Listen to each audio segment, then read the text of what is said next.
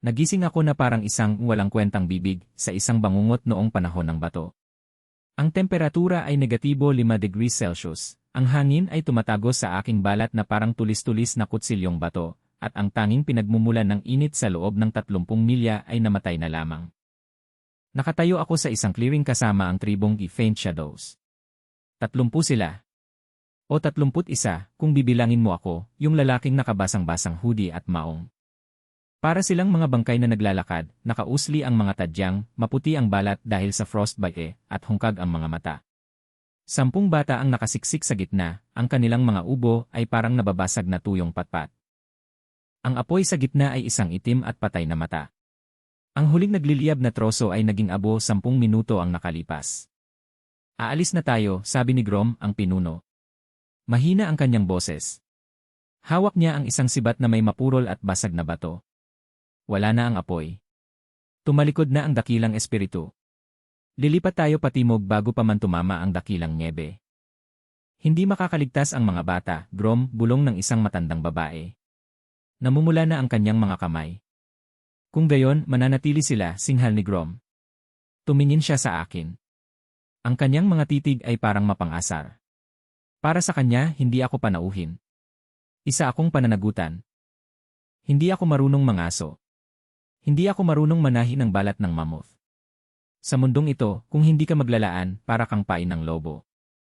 Sistema ini-initialize, protocol ng unang apoy, kumislap sa paningin ko ang isang transparent na screen. Parang klinikal. Walang bahid. Kasalukuyang katayuan, kabihas na yugto, antasero, mga sinaunang mga ani ng hayop, pandaigdigang index ng init, 0.1%, katayuan, malapit ng maubos, moral ng tribo, 5 paghahati 100 kapaligiran, nakamamatay na sipon. 40 minuto bago ang yugto 2 hypothermia para sa host.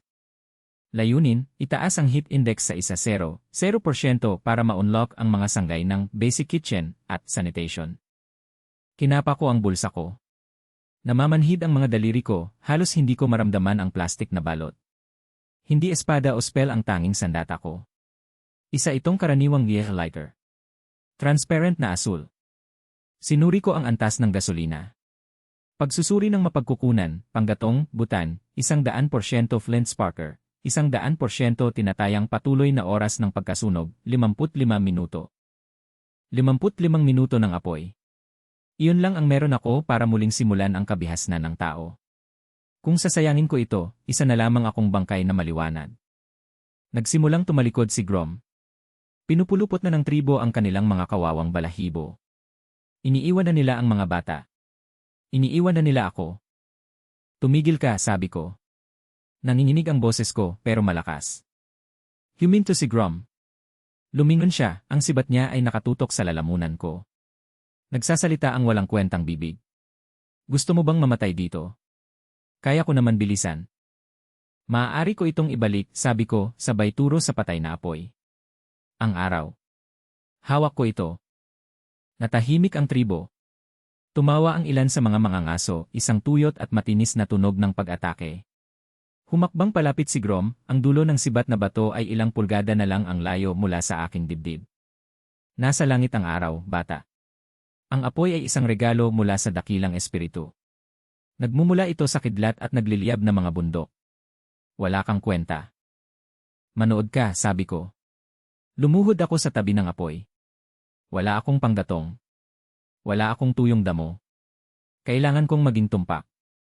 Nakahanap ako ng maliit at sirasirang piraso ng sarili kong hoodie, isang maluwag na sinulid na gawa sa polyester at bulak. Hinubad ko ito. Maliit lang ito pero tuyo. Inilagay ko ito sa isang piraso ng kahoy na nakaligtas sa basang tubig. Nagsiksikan ng tribo. Hindi sila mausisa, sila ay naghihinala. Kung mabibigo ako, papatayin ako ni Grom dahil sa pagkutya sa kanilang kawalan ng pag-asa. Hawak ko ang lighter. Nanginginig ang hinlalaki ko sa manibela. Kinalkulang panganib, ang 1 segundo ng pag-aapoy ay nagkakahalaga ng humigit kumulang 0.03% ng kabuang gasolina. Pinitik ko ang manibela. Click. Sisi. Fush. Isang matatag, 3 sentimetrong asul at dilaw na apoy ang sumiklab mula sa aking kamao. Sa madilim at kulay abong takip silim ng kabubatan, tila ito ay isang supernova. Agad ang reaksyon. Kalahati ng tribo ay sumigaw at natumba pa atras. Nabitawan ni Grom ang kanyang sibat, namumugto ang kanyang mga mata. Humagulgol ang matandang babae at itinago ang kanyang mukha.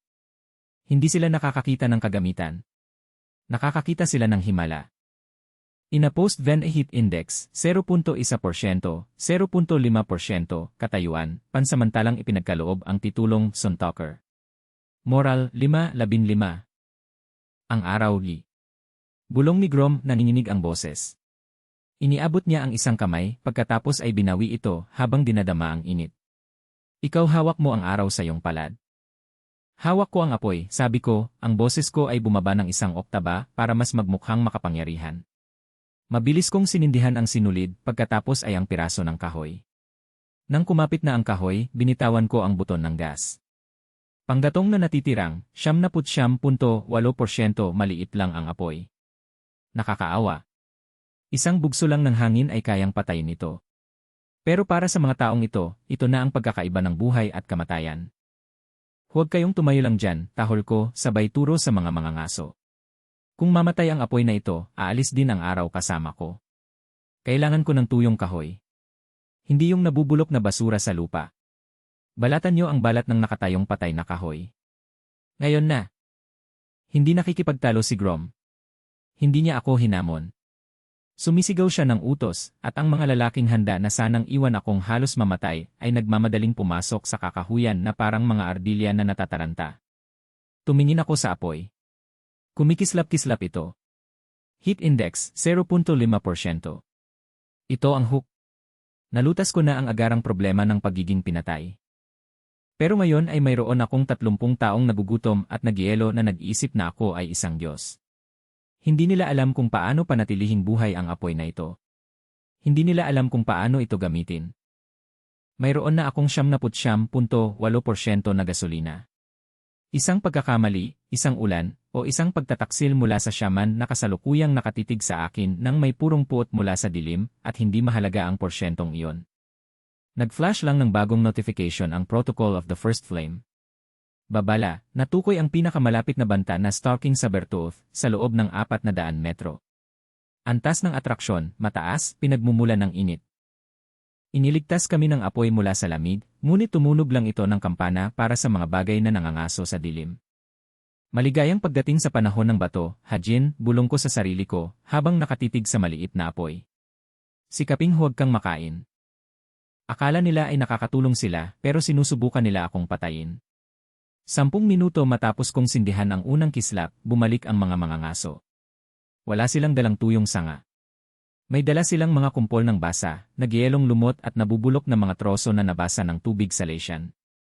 Si Grom, yung malaking lalaki na handang tumunaw sa akin 5 minuto ang nakalipas, ay naghulog ng isang tambak ng basang putik sa ibabaw ng maliit kong apoy. Mas maraming araw, sigaw niya, habang nakatingin sa akin na parang isa akong vending machine na naghahanap ng mga himala. Naglalagablab ang apoy. Napasinghap ito. Isang makapal at maasim na ulap ng puting usok ang pumutok, nanunuot sa aking mga mata at pumupuno sa maliit na clearing. Nagsimulang umubo ang tribo. Ang mga bata na nanghihina na ay humihingal sa usok. Tumigil ka! Alisin mo nga yang kalokohan mo, sigaw ko. Sumugod ako, pinapaso ang mga daliri ko habang sinisipa palayo ang basang lumot. Kinailangan kong dumukot sa bulsa ko at muling i-flick ang lighter para lang hindi mamatay ang mga baga dahil sa bigat ng kanilang kamangmangan. Alerto sa mapagkukunan, aktibo ang ignisyon sa loob ng 5 segundo. Pangdatong, 79.8%, 79.6%. Makinig ka sa akin, sigaw ko, habang nakatayo at itinutok ang lighter sa mukha ni Grom na parang baril na puno ng bala. Kung lalagyan mo ng basang kahoy ang apoy, masasakal ang Spirit of the Sun. Mamamatay ito. At kapag namatay ito, hindi ko na ito ibabalik. Naiintindihan mo ba? Natigilan si Grom. Tiningnan niya ang usok, pagkatapos ay ang maliit na asul na apoy sa aking kamay, at sa huli ay ang sarili niyang mga palad na may kalmot. Naguguluhan siya. Para sa kanya, ang apoy ay isang halimaw na kumakain ng kahit ano. Hindi niya maintindihan ang konsepto ng tuyo. Apoy gutom ba? Tanong niya. Bata ang apoy, pagtatama ko sa kanya, sinusubukang magmukhang isang sinaunang pantas sa halip na isang takot na estudyante sa kolehiyo. Pinapakain mo ang bata ng malambot na karne, hindi ng bato. Kailangan ko ang balat ng nakatayong patay na mga puno. Kailangan ko ang mga tuyong buto ng kabubatan. Kung malamig at basa ang pakiramdam sa iyong paghawak, kinamumuhian ito ng apoy. Tiningnan ko ang screen ng system. Heat index, 0.8%, kasalukuyang layunin, magtatag ng kultura sa sunog. Pag-unlad, 12%. Halos hindi gumagalaw ang index. Bakit? Dahil sa ngayon, ang apoy ay isa lamang katakatakang bagay. Hindi ito integrated. Kung makatulog ako, babalutin nila ito ng mga basang dahon at babalik sa pagyelo pagsapit ng hating gabi. Kailangan kong gawing isang sistema ito. Tord, turo ko sa isang napakalaking mangangaso na bali ang ilong. Siya ang pinakamalakas na tumawa kanina. Ikaw. Ikaw na ngayon ang tagapangalaga ng kahoy na may buto. Nakikita mo ba ang tambak na ito? Turo ko sa isang maliit na piraso ng mga tuyong karayom ng pino na nasagip ko. Kahit anong ganito ang hitsura, dalhin mo. Kahit anong iba, itapon mo. Kapag namatay ang apoy habang nakabantay ka, kakainin ni Grom ang bahagi mo sa karne. Naintindihan mo? Tumingin si Tord kay Grom. Tumango si Grom. Tumingin sa akin si Tord na may halong pagkamangha at takot. Sinimulan niyang ayusin ang mga kahoy na parang nakasalalay dito ang buhay niya na, sa totoo lang, nakasalalay nga. Pero mas malaki ang problema natin. Ang amoy ng usok ng kahoy at ang biglaang liwanag sa madilim na kagubatan ay isang parola. Sa modernong mundo, ang apoy sa kampo ay maginhawa. Noong panahon ng bato, ito ay isang neon sign na nagsasabing, libre din si Buffett dito. Isang mahina at nanginginig na ungol ang umalingaw mula sa hanay ng mga puno. Hindi ito lobo. Mas malalim ito. Mas mabigat. Natahimik ang tribo. Hinawakan ni Grom ang kanyang sibat na bato, maputi ang mga buko-buko nito. Ang shadow claw, bulong niya. Naging pula ng dugo ang screen ng system ko. Babala, natukoy ang Smilodon sa Bertooth. Distansya, 50 metro. Agresibo, 85%. Grom, palibutan mo ang mga lalaki, sigaw ko. Nanginginig ako. Nakapatong ang hinlalaki ko sa mas magaan na gulong. Tord, kunin mo ang mga tuyong sanga. Pahabain mo. Balutin mo sa tuyong balat ng kahoy. Mag-aaway ba tayo? Tanong ni Tord, nanginginig ang boses. Hindi, sabi ko, habang mabilis na binabalikan ng isip ko ang bawat dokumentaryong napanood ko. Nangangangaso kami. Pero hindi gamit ang mga sibat. Nagagalit lang ang mga sibat. Gagamitin namin ang araw. Mayroon akong 79.6% na gasolina. Hindi ko pwedeng panatilihing nakabukas ang lighter habang buhay. Kailangan ko ng mga sulo. Kumuha ako ng isang makapal na sanga ng pino, yung tipong mayaman sa dagta. Ipinakita ko kay Tord kung paano putulin ang dulo gamit ang isang matalas na bato. Pagkatapos, pinindot ko ang lighter. Panggatong, 79.6%, 79.5%, nasusunog ang dagta. Maliwanag, kulay kahel at marahas ang apoy. Sumisitsit ito habang kumukulo ang dagta. Iniabot ko ito kay Tord. Kunin mo. Itaas mo. Kung lalapit ka, itusok mo ang apoy sa mga mata nito. Huwag mong hayaang maamoy mo ang takot mo. Hindi pa nakikita ng shadow claw ang araw sa lupa. Iniisip nitong nasusunog ang kagubatan. 2 pang sulo.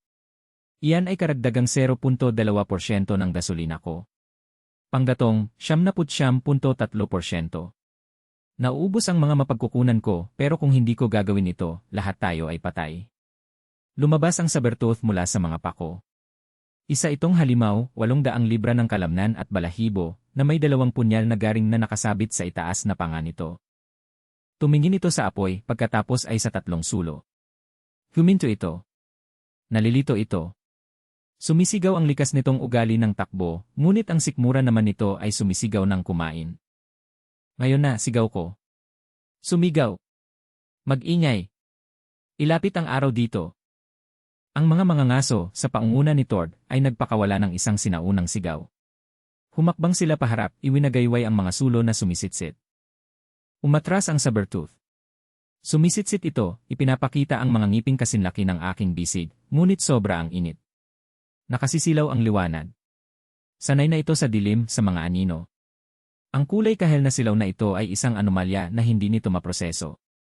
Sumipa ito sa ere, inihakbang ang mga paa sa lupa, at pagkatapos, sa huling bigong ungbol, lumingon ito at naglaho pabalik sa kadiliman. Sumabog ang tribo. Hindi lang sila nakahinga ng maluwag, tuwang-tuwa pa sila. Naitaboy lang nila ang isang sabertooth nang walang natapon na kahit isang patak ng dugo. Heat Index, 2.5%, moral ng tribo, 15-40, naka-unlock na ang bagong tungkulin, Defensive Fire.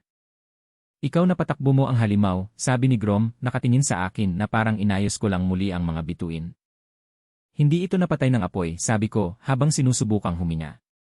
Napatay namin. Ang apoy ay isa lamang kagamitan. Tumingin ako sa apoy. Patuloy itong nagliliyab ngayon, salamat sa natatarantang pag-aayos ni Tord.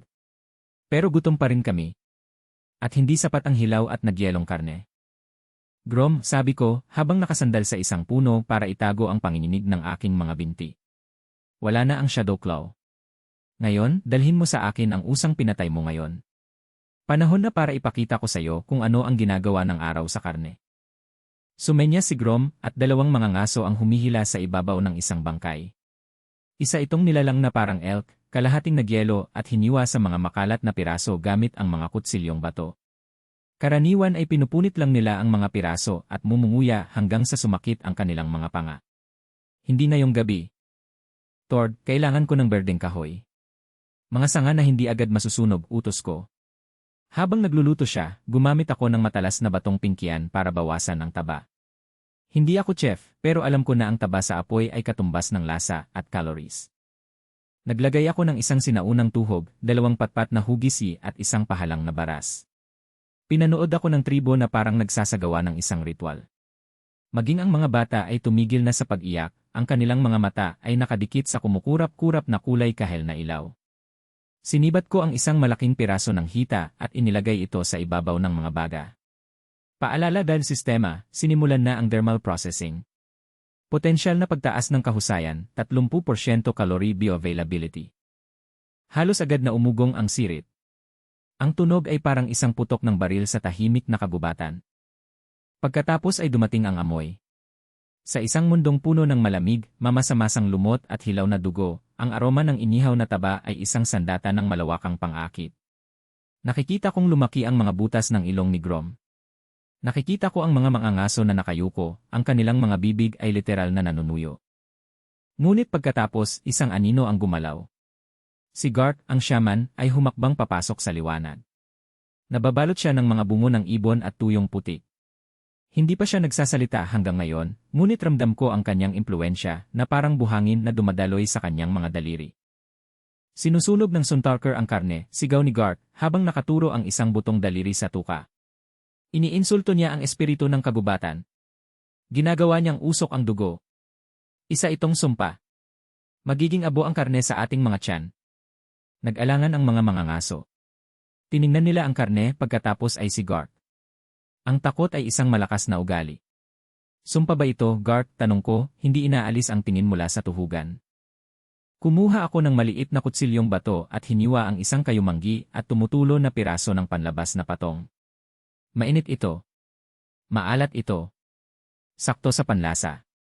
Isinuksok ko ito sa aking bibig at dahan-dahang nguyain. Mukha ba itong lalaking isinumpa? Humiwa ako ng isa pang piraso at inihagis ito kay Tord. Sinalo niya ito mula sa ere, nag-atubili sandali, at pagkatapos ay isinubo ito sa kanyang bibig. Nanlaki ang kanyang mga mata. Hindi man lang siya umunguya, nilunok niya lang ito at tiningnan ang tuka na parang isang tumpok ng ginto. Tord, tanong ni Grom. Parang ang sarap ng buhay, bulong ni Tord. Iyon ang punto ng pagbagsak. Itinulak ni Grom si Garth sa tabi at kumuha ng isang piraso para sa kanyang sarili. Sa loob ng ilang segundo, nakalimutan ang sumpa. Ang tribo ay bumabangon sa karne. Hindi lang sila kumakain, nakakaranas sila ng revolusyon. Ang lutong karne ay mas madaling nguyain, mas ligtas kainin, at nananatiling mainit sa tiyan. Heat Index, 4.5%, moral, 40-55, bagong kaalaman na nabuksan, mga pangunahing kaalaman sa pag-imbak. Teka, sigaw ko habang tumatayo. Huwag mong kainin lahat. May apoy na tayo ngayon. Hindi natin kailangang magpakabusog ngayon at magutom bukas. Ipinakita ko sa kanila kung paano isabit ang mga natitirang piraso ng karne ng mas mataas, kung saan tumatama ang usok sa kanila, ngunit hindi tumatama ang apoy. Ito ay smoke curing, paliwanag ko. Nananatili ang araw sa karne. Hindi ito mabubulok. Hindi ito magyelo. Maaari natin itong dalhin. Tiningnan ni Grom ang mga nakasabit na piraso, pagkatapos ay binalik ang tingin sa akin. Ikaw ang pumipigil sa pagkabulok. Pinipigilan ng apoy, sabi ko. Kung patuloy mo itong pinapakain. Pagsusuri ng mapagkukunan, tiningnan ko sandali ang aking lighter. Panggatong, 79.3%, flint, 78.5%, wala pang 1% ng aking panggatong ang nagamit ko para itaboy ang isang mandaragit, pakainin ang isang tribo, at siguruhin ang aking posisyon bilang isang pinuno. Mataas na layan, pero pakiramdam ko gumagaan ang bigat ng plastik sa bulsa ko tuwing naiisip ko yan. Parang tumatakbo ang orasan. Pagdating ng mataas na buwan, ang kampo ay nagbabago na. Kadalasan, nanginginig sila sa matinding kadiliman, takot sa bawat pagkabali ng isang sanga. Ngayong gabi, nakaupo sila sa paligid ng isang nagliliyab na apuyan. Ang init ay nagmumula sa mga batong ginawa kong patungan ng apoy, sinaunang thermal mass. Nanatili itong mainit kahit na humina ang apoy. Heat index, 5.0%, natapos ang unang siklo, kaligtasan. Gantimpala, panandang pandagdag 5% system efficiency, pinahusay ang kalinawan ng interface. Sumandal ako sa isang puno, pagod na pagod. May bahid ng uling ang mga kamay ko at amoy irifpit ang hoodie ko, pero buhay ako. Sa unang pagkakataon simula nang mapadpad ako rito, hindi lang ako basta biktima. Pero habang pinagmamasdan ko ang mga baga, napansin ko si Garth. Nakaupo siya sa gilid ng ilaw, ang mga mata niya ay nakatitig sa akin. Hindi siya kumakain. Nanonood siya. Alam niyang ang imahikad ko ay nagmumula sa maliit na asul na bagay sa bulsa ko. Hindi niya alam kung ano yon, pero alam niyang iyon ang pinagmumula ng aking kapangyarihan. At saka nariyan din ang tubig. May nakita akong bata na pumunta sa gilid ng clearing at sumalok ng isang dakot ng slush mula sa maputik na bakas ng paa para inumin. Magkakasakit siya pagdating ng umaga. Kung mamamatay siya, sisisihin ni Garth ang apoy. Tapos na ang unang siklo, ngunit ang pangalawa, ang siklo ng kalusugan at kaayusan, ay nagsisimula pa lamang. Mayroon na akong 79.3% na gasolina. Kailangan ko itong gastusin sa isang bagay na mas mahalaga kaysa sa karne. Kailangan kong pakuluan ang mundo. Tord, sigaw ko. Gumapang palapit ang malaking mangangaso, mukhang isang matapat na aso. Bukas, hahanap tayo ng luwad. Papasayawin natin ang araw sa tubig. Ang umaga noong panahon ng bato ay parang hangover sa loob ng freezer. Nagising ako na may uling sa baga ko at parang kirot sa lig ko na parang sibat mula sa sinaunang panahon, pero naroon pa rin ang apoy. Si Tord, pagpalain ang kanyang higante at simpleng puso, ay nakaupong nakakrus ang mga paa sa tabi ng hukay. Mukhang hindi siya nakatulog kahit kindat. Nakatitig siya sa mga baga na parang mga bagong silang niyang anak. Sa tuwing may kislap na pumuputok, napapaigtad siya, pagkatapos ay ngumingiti. Nanatili ang araw, sabi niya, sabay turo sa tambak ng nagbabagang uling. Pinakain ko ito ng bonwood. Hindi ito nabulunan. Paalala ng sistema, tumaas ang katapatan ng subordinate na Tord 65-85. Tungkulin na itinalaga, Fire Guardian, Tier 1. Bonus, kahusayan sa pagkolekta ng kahoy positibo, 0%. Magaling Tord, sabi ko, habang iniuunat ang aking mga namamagang paa. Pero ang apoy na nakalagay lang doon ay isang luho. Kailangan natin ito para gumana. Kung hindi ito gagana, para na lang tayong mga manonood na nanonood ng palabas ng ilaw. Tumingin-tingin ako sa paligid ng kampo. Kakaiba ang mood. Kalahati ng tribo ay nakatingin sa akin na parang isa akong Diyos. Ang kalahati naman, ang mga nakatatanda, ay nakapaligid kay Garth, ang shaman.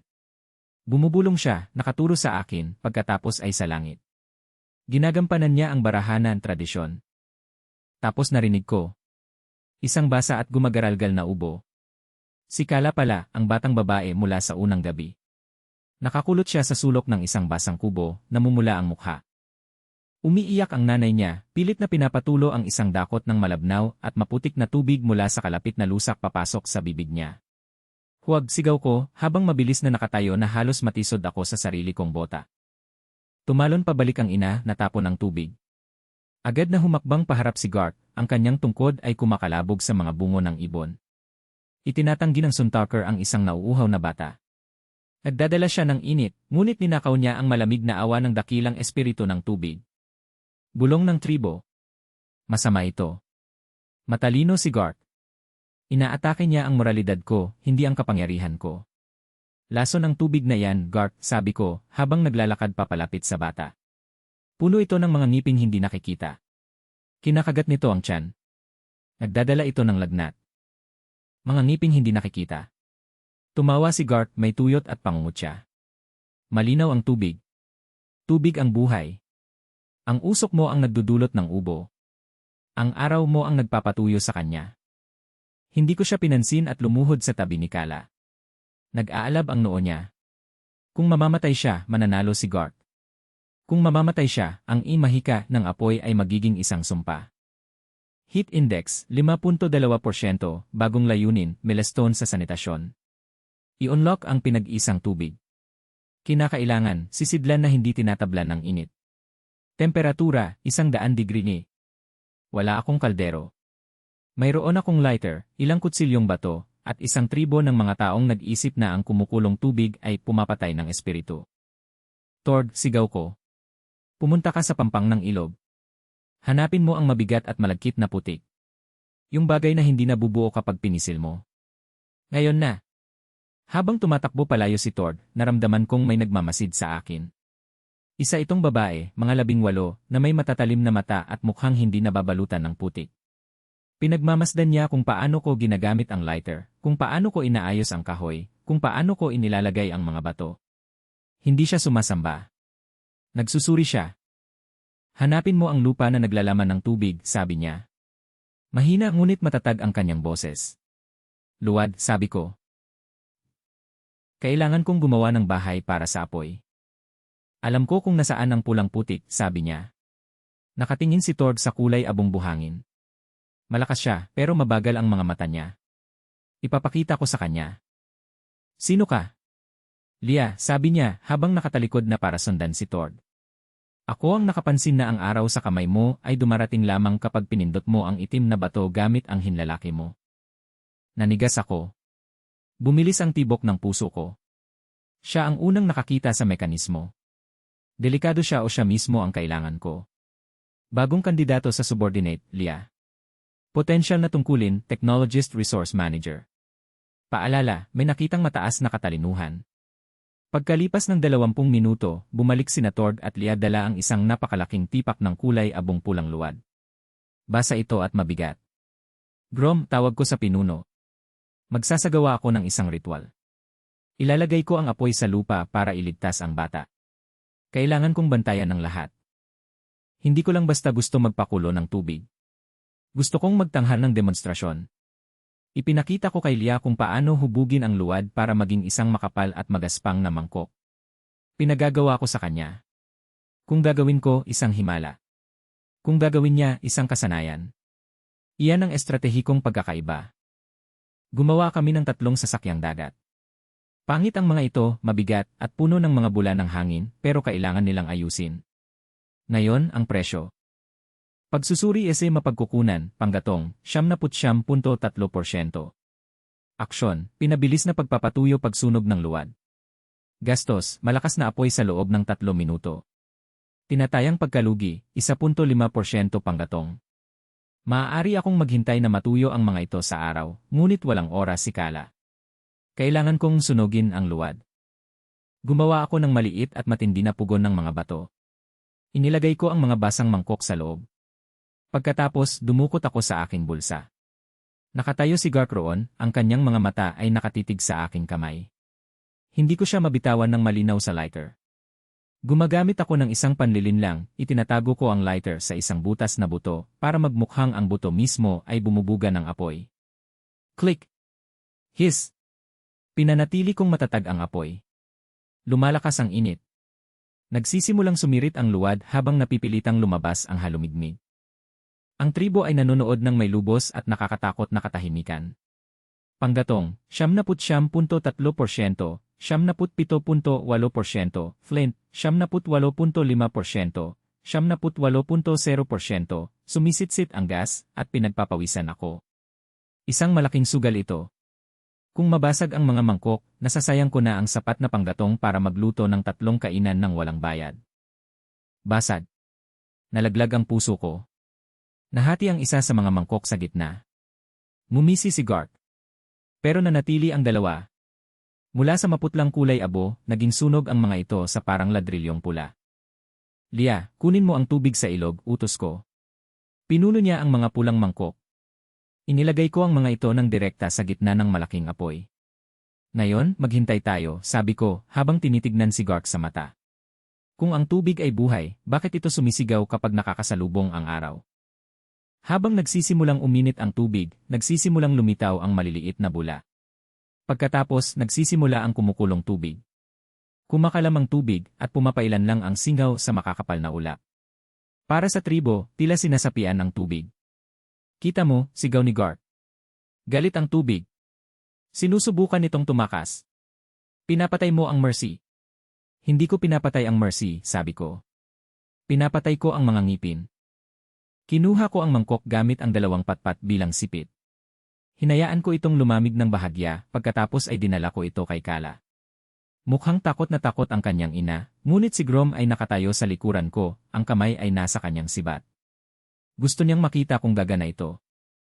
Tinutulungan ko si Kala na uminom.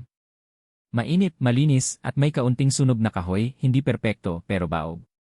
Heat Index, 7.0%, Sanitation Milestone, 45% kumpleto. Ito lang ang kailangan niyang inumin, sabi ko sa ina. Kung inom siya mula sa lupa, babalik ang mga ngipin niya. Pero dito pumapasok ang estratehiya. Nakikita ni Grom ang mainit na tubig. Nakikita niya ang singaw. Nakikita niya kung paano nananatili ang init sa mangkok na luwad kahit matagal na itong wala sa apoy. Suntalker, sabi ni Grom, malalim ang boses. Kung kayang hawakan ng putik ang araw, magkakaroon ba ng mangkok ang bawat lalaki? Mayroon bang apoy ang bawat lalaki sa kanyang tolda? Ito ang bitag. Kapag sinabi kong magkakawatak-watak ang tribo, mawawala ang kontrol ko. Titriple ang konsumo ng gasolina dahil tatakbo ako para magsindi ng 20 apoy sa isang araw. Umaabot sa bubong ang panganib na masunog ang buong kampo. Hindi, sabi ko. Ang mga bulong-bulungan ay nauwi sa mga ungol. Maging si Torg ay mukhang nalilito. Iisa lang ang araw, sabi ko habang nag-improba. Kung babasagin natin ito, manghihina ito. Kung ang bawat tao ay may apoy, makikita tayo ng mga shadow claw mula sa mga bundok. Isa-isa nila tayong agawin. Nananatili tayong magkakasama. Isang apoy. Isang tribo. Isang init. Estratehikong desisyon, sentralisadong pamamahala ng yaman. Moral, 55-50, tumataas ang kawalang kasiyahan. Otoridad, 60-75, tumataas ang takot paggalang. Nagawa ko na ang una kong tunay na hakbang bilang hari. Hindi ko sila binigyan ng kapanatagan para masiguro ang kanilang kaligtasan. Nakita ni Garth ang kanilang pagkadismaya. Ngumiti siya. Alam niyang walang pakialam ang isang gutom at malamig na lalaki sa diskarte. Naghintay siya hanggang sa gumabi. Nang tahimik na ang kampo at ako'y inaantok na, nakarinig ako ng kaguluhan. Iminulat ko ang aking mga mata. Nakatayo si Garth sa tabi ng malaking apoy. Hindi niya sinusubukang patayin ito. Hawak niya ang isa sa mga mangkok na luwad at sinusubukan niyang magnakaw ng nagbabagang uling para dalhin sa sarili niyang kubo. Gusto niyang magpasimula ng sarili niyang banal na apoy. Pero hindi niya nakita si Torg. Hinawakan ni Torg ang braso ni Garth gamit ang isang mahigpit na kayang durugin ang bato. Nabasag ang mangkok na luwad sa lupa. Hindi sinabi ng Suntalker, unggol ni Torg. Tumingin sa akin si Garth, ang kanyang mga mata ay puno ng lason. Hindi ka Diyos, bulong niya. Isa ka lamang taong may makintab na bato. At ang mga bato ay maaaring manakaw. Saka ko napagtanto na tapos na ang yugto ng honeymoon. Nakabuo na ako ng sistema, pero ngayon kailangan ko itong ipagtanggol. Heat Index, 8.5%, Fuel, 77.8%, Status, malapit na ang panloob na tunggalian. Mayroon akong bodyguard. Mayroon akong apprentice. Mayroon akong bombero. Pero isang gabi na lang bago ako magkaroon ng kudeta. Nakatitig pa rin sa akin si Garth, ang kanyang pulso ay nagiging lila sa pagkakahawak ni Torg. Nagising na ang tribo, ramdam ang tensyon. Nakita nila ang kanilang shaman, ang lalaking umano'y nakikipag-usap sa mga espiritu, na nakatali na parang isang karaniwang magnanakaw. Bitawan mo siya, Tord, sabi ko. Mahina ang boses ko. Ayoko ng martyr. Gusto ko ng leksyon. Itinulak siya pabalik ni Tord. Natisod si Gark, nakahawak sa braso niya, ang kwintas niyang parang bungo ng ibon ay kumakalabog na parang tuyong ngipin. Hindi ito patatawarin ng mga espiritu, sabi niya habang nakatingin sa karamihan. Itinatago niya ang araw. Ginagawa niya tayong mga alipin ng kanyang isang apoy. Humakbang ako papasok sa liwanag ng mga baga. Hindi ko tiningnan si Gark. Tiningnan ko si Grom. Grom, sabi ko. Bakit tayo nang angaso ng sama-sama? Kumura pang pinuno, nalilito sa biglaang tanong. Para patayin ang malalaking halimaw. Para hindi makain. Tama, sabi ko, sabay tingin sa iba pa sa kanila. Pagkakaisa ang ating tanging sandata. Kung si Gark ay maglalagay ng apoy sa kanyang kubo, at si Tord ay maglalagay ng apoy sa kanya, at ang mga mangangaso ay maglalagay ng apoy sa kanila, ano ang mangyayari? Tumigil ka sa pagtingin sa kabubatan. Tumingin ka sa sarili mong maliliit na apoy. Tumigil ka na sa pagbabantay sa kampo. Tumigil ka na sa pagbabahagi ng kahoy. At kapag dumating ang Sabertooth at babalik ito, makakahanap ito ng 30 maliliit at mahihinang apoy sa halip na isang dakilang araw. Kakainin ka nito ng paisa-isa. Umumbol si Grom.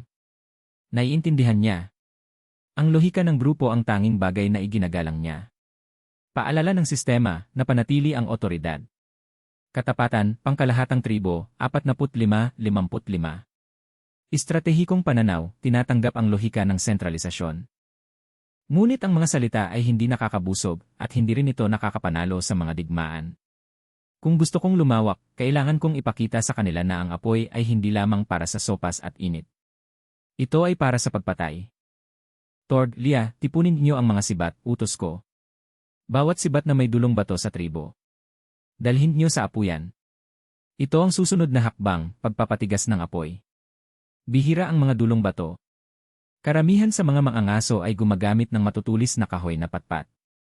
Mapuro lang mga ito, nababasag, at halos hindi nito kinikiliti ang balat ng isang mammoth. Ngunit kung susunugin mo ang dulo ng isang berdeng sibat na kahoy at kiskisin ito, ang mga hibla ng kahoy ay magsasanib puwersa. Ito ay nagiging kasing tigas ng buto. Heat Index, 8.5%, bagong proyekto, mga armas na pinapainit ng araw. Halaga sa pinagkukunan, 200 kilo ng matigas na kahoy, 4 na oras ng paggawa ng init. Pinagmamasdan akong mabuti ni Lia habang ipinapakita ko kay Tord kung paano hawakan ang dulo ng sibat sa ibabaw ng nagbabagang baga, hindi sa apoy, kundi sa matinding init. Ang araw ay nagbibigay ng lakas sa kahoy, sabi ko sa kanila, pinapanatili ang katagang suntalker. Pero kung bata pa ang kahoy at hindi nagbabago ang init. Nagiging itim ito, sabi ni Lia, naningkit ang mga mata. Kinakain ba ng araw ang kahoy? Hindi, sabi ko, sabay abot sa kanya ng isang matalas na batong pingkian.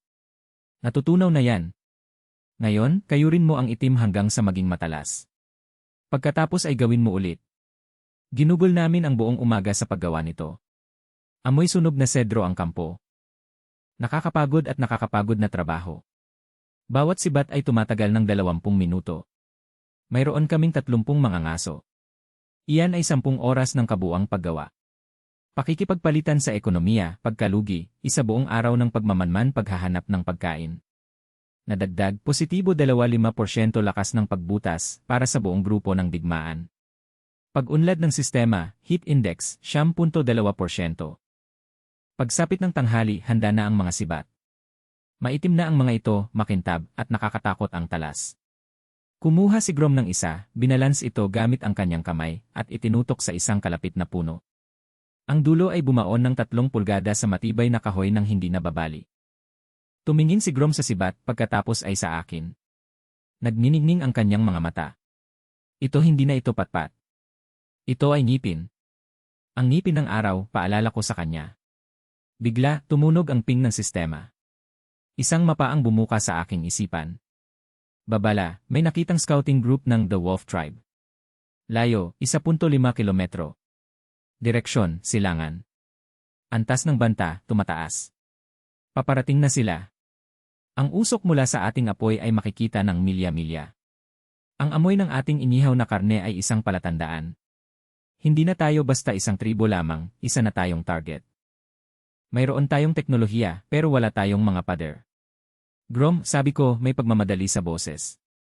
Hindi lang ang mga shadow claw ang nagmamasid sa atin. Gugustuhin din ng ibang mga tao ang araw. Darating sila para nakawin ang spark at patayin ang Suntalker. Kumibot ang balahibo ni Grom, humihigpit ang pagkakahawak niya sa bagong sibat. Hayaan mo na. May ngipin na tayo ngayon. Hindi sapat ang ngipin, tugon ko. Kung matutulog tayo sa mga barong-barong na ito, susunugin nila tayo sa loob. Kailangan natin ng lugar na hindi masusunog. Isang lugar na pumipigil sa init ngunit pumipigil sa lamig at sa mga nakamamatay na sakit. Tumingin ako sa gilid ng bangin sa likod ng aming kampo. May natural na uka sa bato. Kung magtatayo tayo roon, isang panig lang ang kailangan nating ipagtanggol. Kailangan nating magtayo ng isang dakilang bahay, sabi ko. Isang bahay na gawa sa bato at putik. Isang lugar kung saan nananatili ang araw magpakailanman. Heat index, 7.8%, tiningnan ko ang aking lighter. Panggatong, 77.8%. Nag-ingat ako, pero darating na ang tunay na pagsubok. Para makapagtayo ng permanenteng istruktura, kakailanganin kong gumamit ng maraming luwad at maghurno ng maraming bato.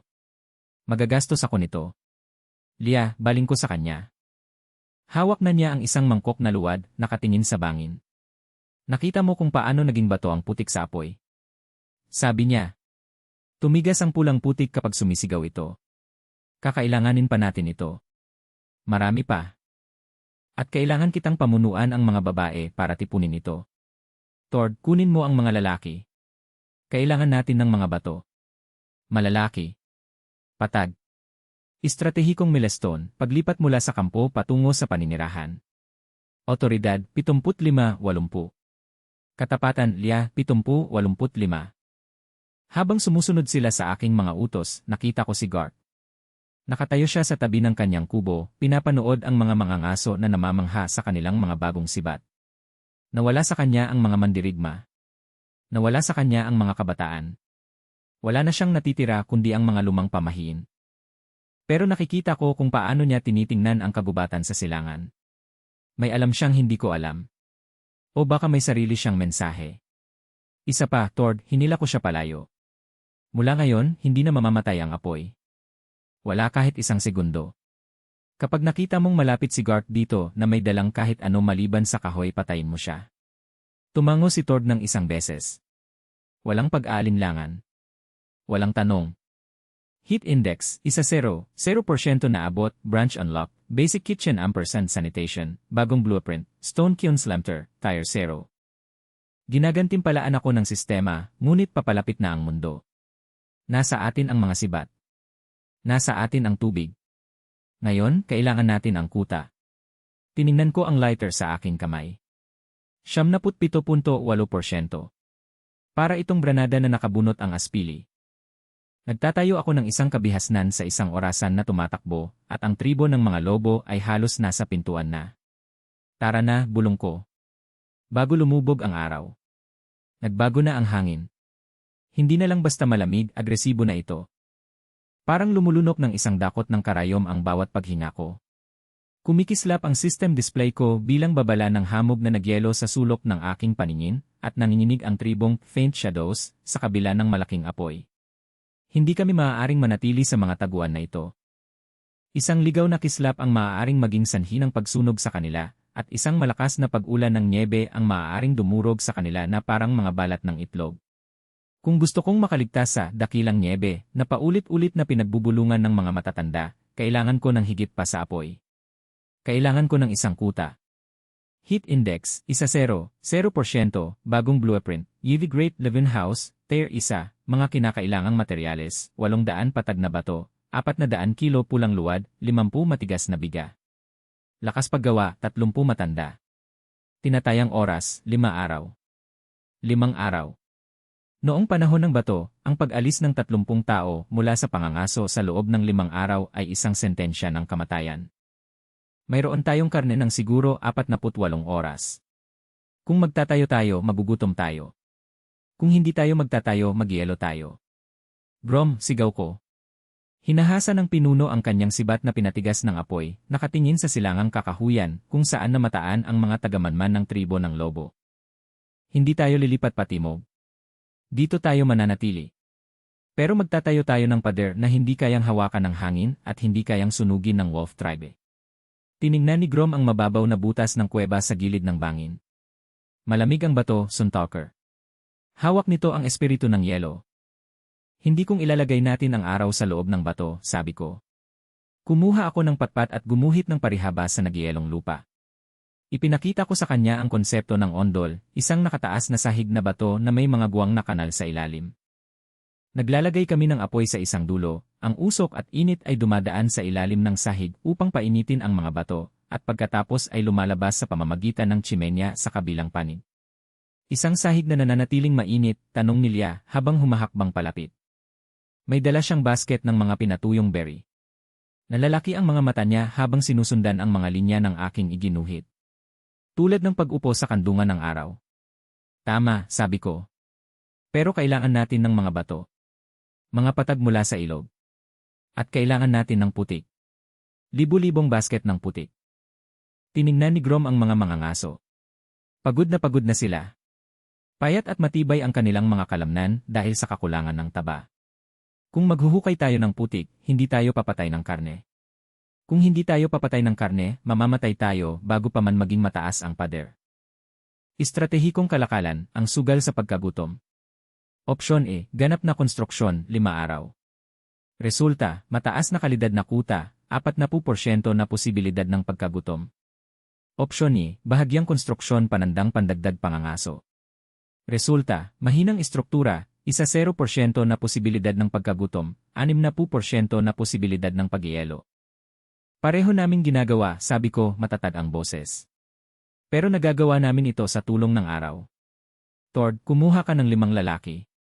Hindi ka nangangaso ng elk. Nangangaso ka ng mga natira ng sabertooth. Hanapin mo ang anumang makita mo. Lia, isama mo ang mga babae at mga bata. Kailangan ko ang pulang putik na hinaluan ng tuyong damo. Ito ang gumagawa ng sunblue. At ako, tanong ni Grom. Ikaw at ang pinakamalakas na mangangaso ang mga tagalipat ng bato. Gusto ko ng pader na 2 lalaki ang taas. Sa kabila mismo ng bunganga ng kuwebang ito. Araw 1, pundasyon, brutal ang paghahati-hati ng mga manggagawa. Hindi na ako basta Suntalker lang, isa na akong project manager. Kailangan kong pumunta sa lahat ng lugar ng sabay-sabay. Sinusuri ko ang lapot ng luwad, sinusukat ang anggulo ng mga tubo ng sahig, at minomonitor ang moral ng mga mangangaso. Heat Index, 1-0, 5%, moral, 50, 45, pagod na pagod. Pagsapit ng tanghali, dumating ang unang problema. Masyadong nagyelo ang lupa para hukayin ang mga daluyan ng apoy. Tumatalbog ang mga piko ng bato na parang tumatama sa bakal. Hindi tayo makakapaghukay, ungol ni Tord, dumudugo ang mga kamay dahil sa panginginig ng kanyang kadamitan.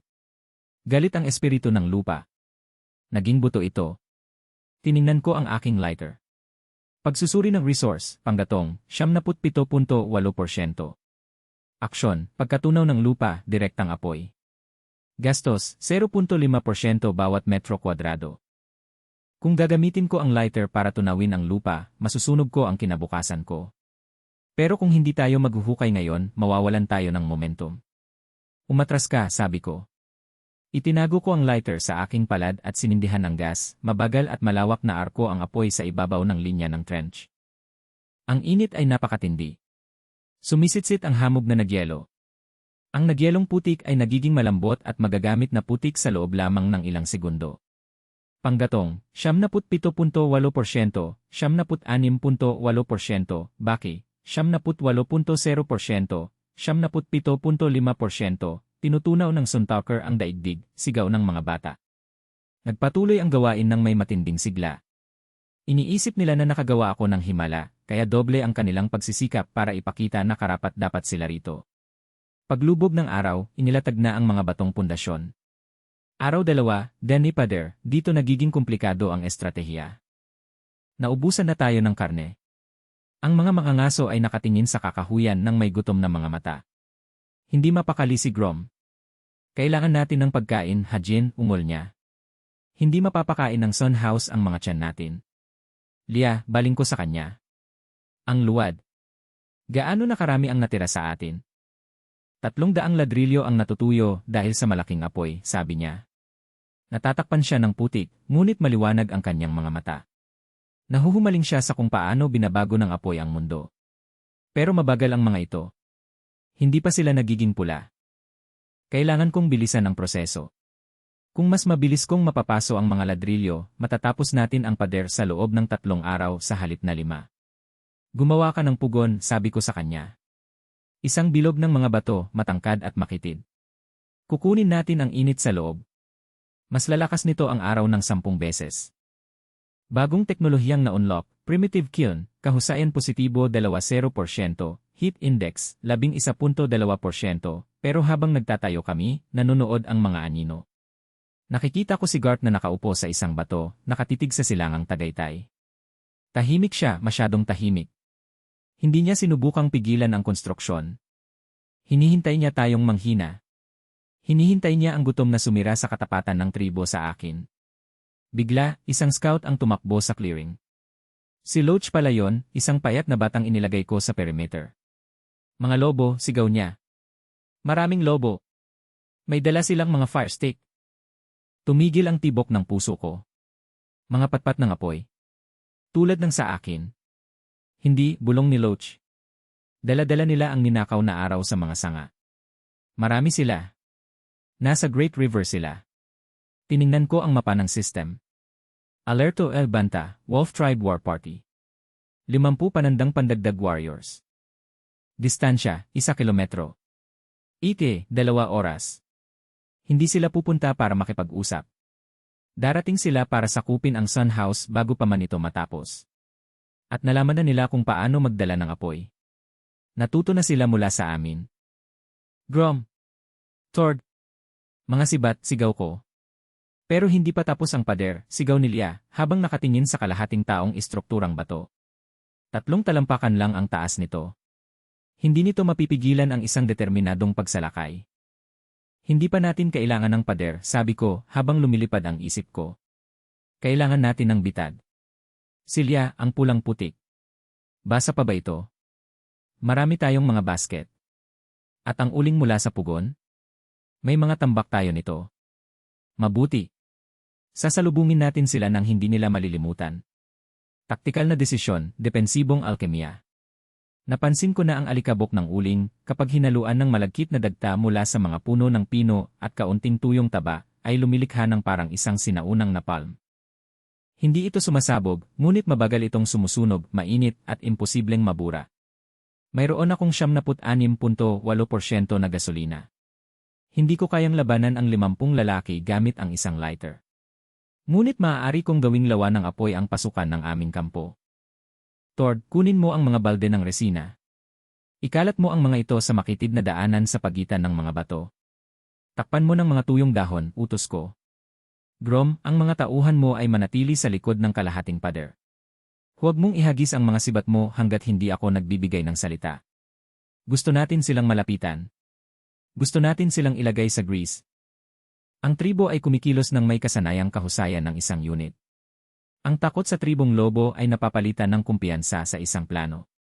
Nakikita nila ako bilang ang estratehista. Nakikita nila ang araw bilang kanilang sandata. Moral, 45-65, kahandaan sa labanan. Heat index, 11.8%, nakatayo ako sa ibabaw ng kalahating tapos na pader. Papalubog na ang araw na naglalagay ng mahahabang at madugong anino sa kabubatan. Nakikita ko ang mga kislap ng kanilang mga sulo sa malayo, maliliit at kaawa-awang mga kulay kahel na tuldok na gumagalaw sa mga puno. Akala nila sila ang nagdadala ng apoy sa atin. Kinapa ko ang bulsa ko. Nararamdaman ko ang malamig na plastik ng lighter. Kailangan kong itiming ito ng tama. Kung sisindihan ko ang resin ng masyadong maaga, hihintayin lang nila tayo. Kung huli ko itong sindihan, maaabot nila ang pader bago pa man tumaas ang apoy. Lia, bulong ko. Nakayuko siya sa tabi ko, hawak ang isang mangkok na luwad na puno ng nagbabagang baga. Kapag sinabi kong pagsikat ng araw, itatapon mo ang mangkok na yan sa grasa. Huwag mong palampasin. Hindi ako papalya, sabi niya. Nanginginig siya, ngunit matatag ang kanyang pagkakahawak. Lumitaw ang unang mandirigmang lobo mula sa mga puno. Napakalaki niya, nakasuot ng maskarang parang bungo ng lobo, ang kanyang katawan ay pininturahan ng puting abo. May dala siyang nagliliyab na sanga. Sa likuran niya, dose-dosenang iba pa ang lumilitaw. Huminto sila sa gilid ng clearing at nakita ang aming kalahating tayong bahay na bato. Humakbang paharap ang pinuno ng lobo. Itinaas niya ang kanyang sulo at nagpakawala ng isang alulong na nagpakilabot sa akin. Ibigay mo sa amin ang gumagawa ng araw, sigaw niya. At hahayaan naming mamuhay ang iba bilang aming mga aso. Tumingin sa akin si Grom. Naghihintay siya. Hindi ako isang lumikha, sigaw ko pabalik, ang boses ko ay umalingaw-ngaw mula sa bangin. Ako ang Panginoon. At ikaw? Panggatong ka lang. Pinitik ko ang lighter sa dilim, isang maliit na asul na kislap na ako lang ang nakakakita. Panggatong, 76.8%, 76.7%, Devon Rice. Inihagis nila ang mangkok. Nabasag ito sa gitna ng mga dahong nabasa ng dagta. Fum! Isang pader ng kulay kahel na apoy, 6 na talampakan ng taas, ang sumiklab sa mga mukha ng tribo ng lobo. Agad na sumabog ang dagta, kaya't naging parang nag-aalab na hurno ang makipot na daanan. Hindi sigaw ng tao ang sumunod na sigaw. Ito ay tunog ng 12 kalalakihan na napagtanto na ang apoy na kanilang dinala ay walang-wala kumpara sa apoy na aming inihanda. Heat Index, 12.5%, bagong tagumpay, Field Tactician. Moral ng tribo ng lobo, 140, panik. Mga sibat. Umungol si Grom. Ang mga dulo ng sibat na pinatigas ng apoy ay lumilipad sa usok. Ang mga sibat ay hindi lang basta tumatama, tumutunog ang mga ito. Ang mga dulo ng aking mga espada na pinatigas ng apoy, na pinatibay ng matinding init ng pugon, ay tumatagos sa baluti na katad ng tribong lobo na parang basang papel. Sa kislap ng apoy na parang dagta, nakita ko ang mga patay. Isang mandirigma ang naipit sa isang puno gamit ang kanyang balikat, sumisigaw habang dinidilaan ng apoy ang kanyang mga paanan. 3 pang iba ang gumugulong sa apoy na parang grasa, ang kanilang mga sanga ng kininakaw na araw ay nakakalat at walang silbi. Ang pinuno ng lobo, ang nakamaskara ng bungo, ay mabilis. Naiwasan niya ang unang hagis ni Grom at sumigaw ng pag-atras. Hindi sila hangal. Napagtanto nilang ang makitid na pasa ay isang kill box. Sa loob ng ilang segundo, ang mga nakaligtas ay naglaho pabalik sa dilim ng kabubatan, naiwan ang 6 na katawan at amoy ng sunog na buhok na nagpapakirot sa aking sikmura. Huwag mo silang habulin, sigaw ko, habang hawak ang braso ni Grom habang naghahanda itong tumalon sa kalahating pader. Nagdurugo sila, suntalker, singhal ni Grom, ang mukha ay natatakpan ng abo. Tulugin natin sila ngayon. Hindi, sabi ko habang hinihingal. Sa dilim, sila ang may kalamangan. Nasa atin ang apoy at ang pader. Nanatili tayo sa likod ng bato. Ang bawat patak ng enerhiyang ginugugol mo sa pagtakbo sa kakahuyan ay enerhiyang wala tayo para sa bubong. Tingnan mo ang mga tauhan mo, Grom. Tumingin siya. Ang mga makangaso ay nakasandal sa kanilang mga sibat, ang mga dibdib ay umaalon. Nanginginig sila hindi dahil sa takot, kundi dahil sa ganap na kakulangan ng kalori. Ang sugal sa pagkagutom ay nasa kasukdulan na. Paalala ng sistema, tagumpay sa labanan. Moral, 65-55, parusa sa pagkahapo. Katayuan ng tribo ng lobo, takot muling pagpapangkat. Tord, tipunin mo ang mga sibat na binitawan nila, utos ko. Lia, tingnan mo ang pugon. Nabasag ba ang mga ladrilyo dahil sa pag-vibrate? Matibay ang mga ladrilyo, sigaw ni Lia. Nandoon na siya sa pugon, hindi pinapansin ang mga bangkay na 10 talampakan ang layo. Nahuhumaling siya. Pero kailangan natin ng mas maraming kahoy. Gutom na ang pugon. Araw 3, Denhi Abib I. Benz gutom, ang umaga ay nagdadala ng langit na kasing kulay ng isang bugbog na plum. Nagbago na ang ihip ng hangin, nagmumula na ito sa hilaga ngayon, dala ang amoy ng yelo. Ang dakilang nyebe ay hindi darating sa loob ng ilang linggo. Darating ito sa loob ng ilang oras. Wala na tayong karne, sabi ni Tord, habang inilalapag ang isang bungkos ng mga sibat na kasing tigas ng bato. Mumunguya ang mga bata ng lumang katad. Tinitingnan ni Grom ang mga asong nag-isod. Bawal ang mga aso, sabi ko. Kung kakainin natin ang mga aso, hindi natin mahihila ang bato. Lia, ang karneng pinausukan mula sa unang siklo. Ilabas mo lahat. Nakakaawa ang tambak nito. Ilang dosenang piraso ng matigas at maalat na karne ng elk. Ito sana ang aming reserbang pang-emerhensya para sa matinding taglamig. Kinakain namin ang aming kinabukasan para mabuhay sa kasalukuyan.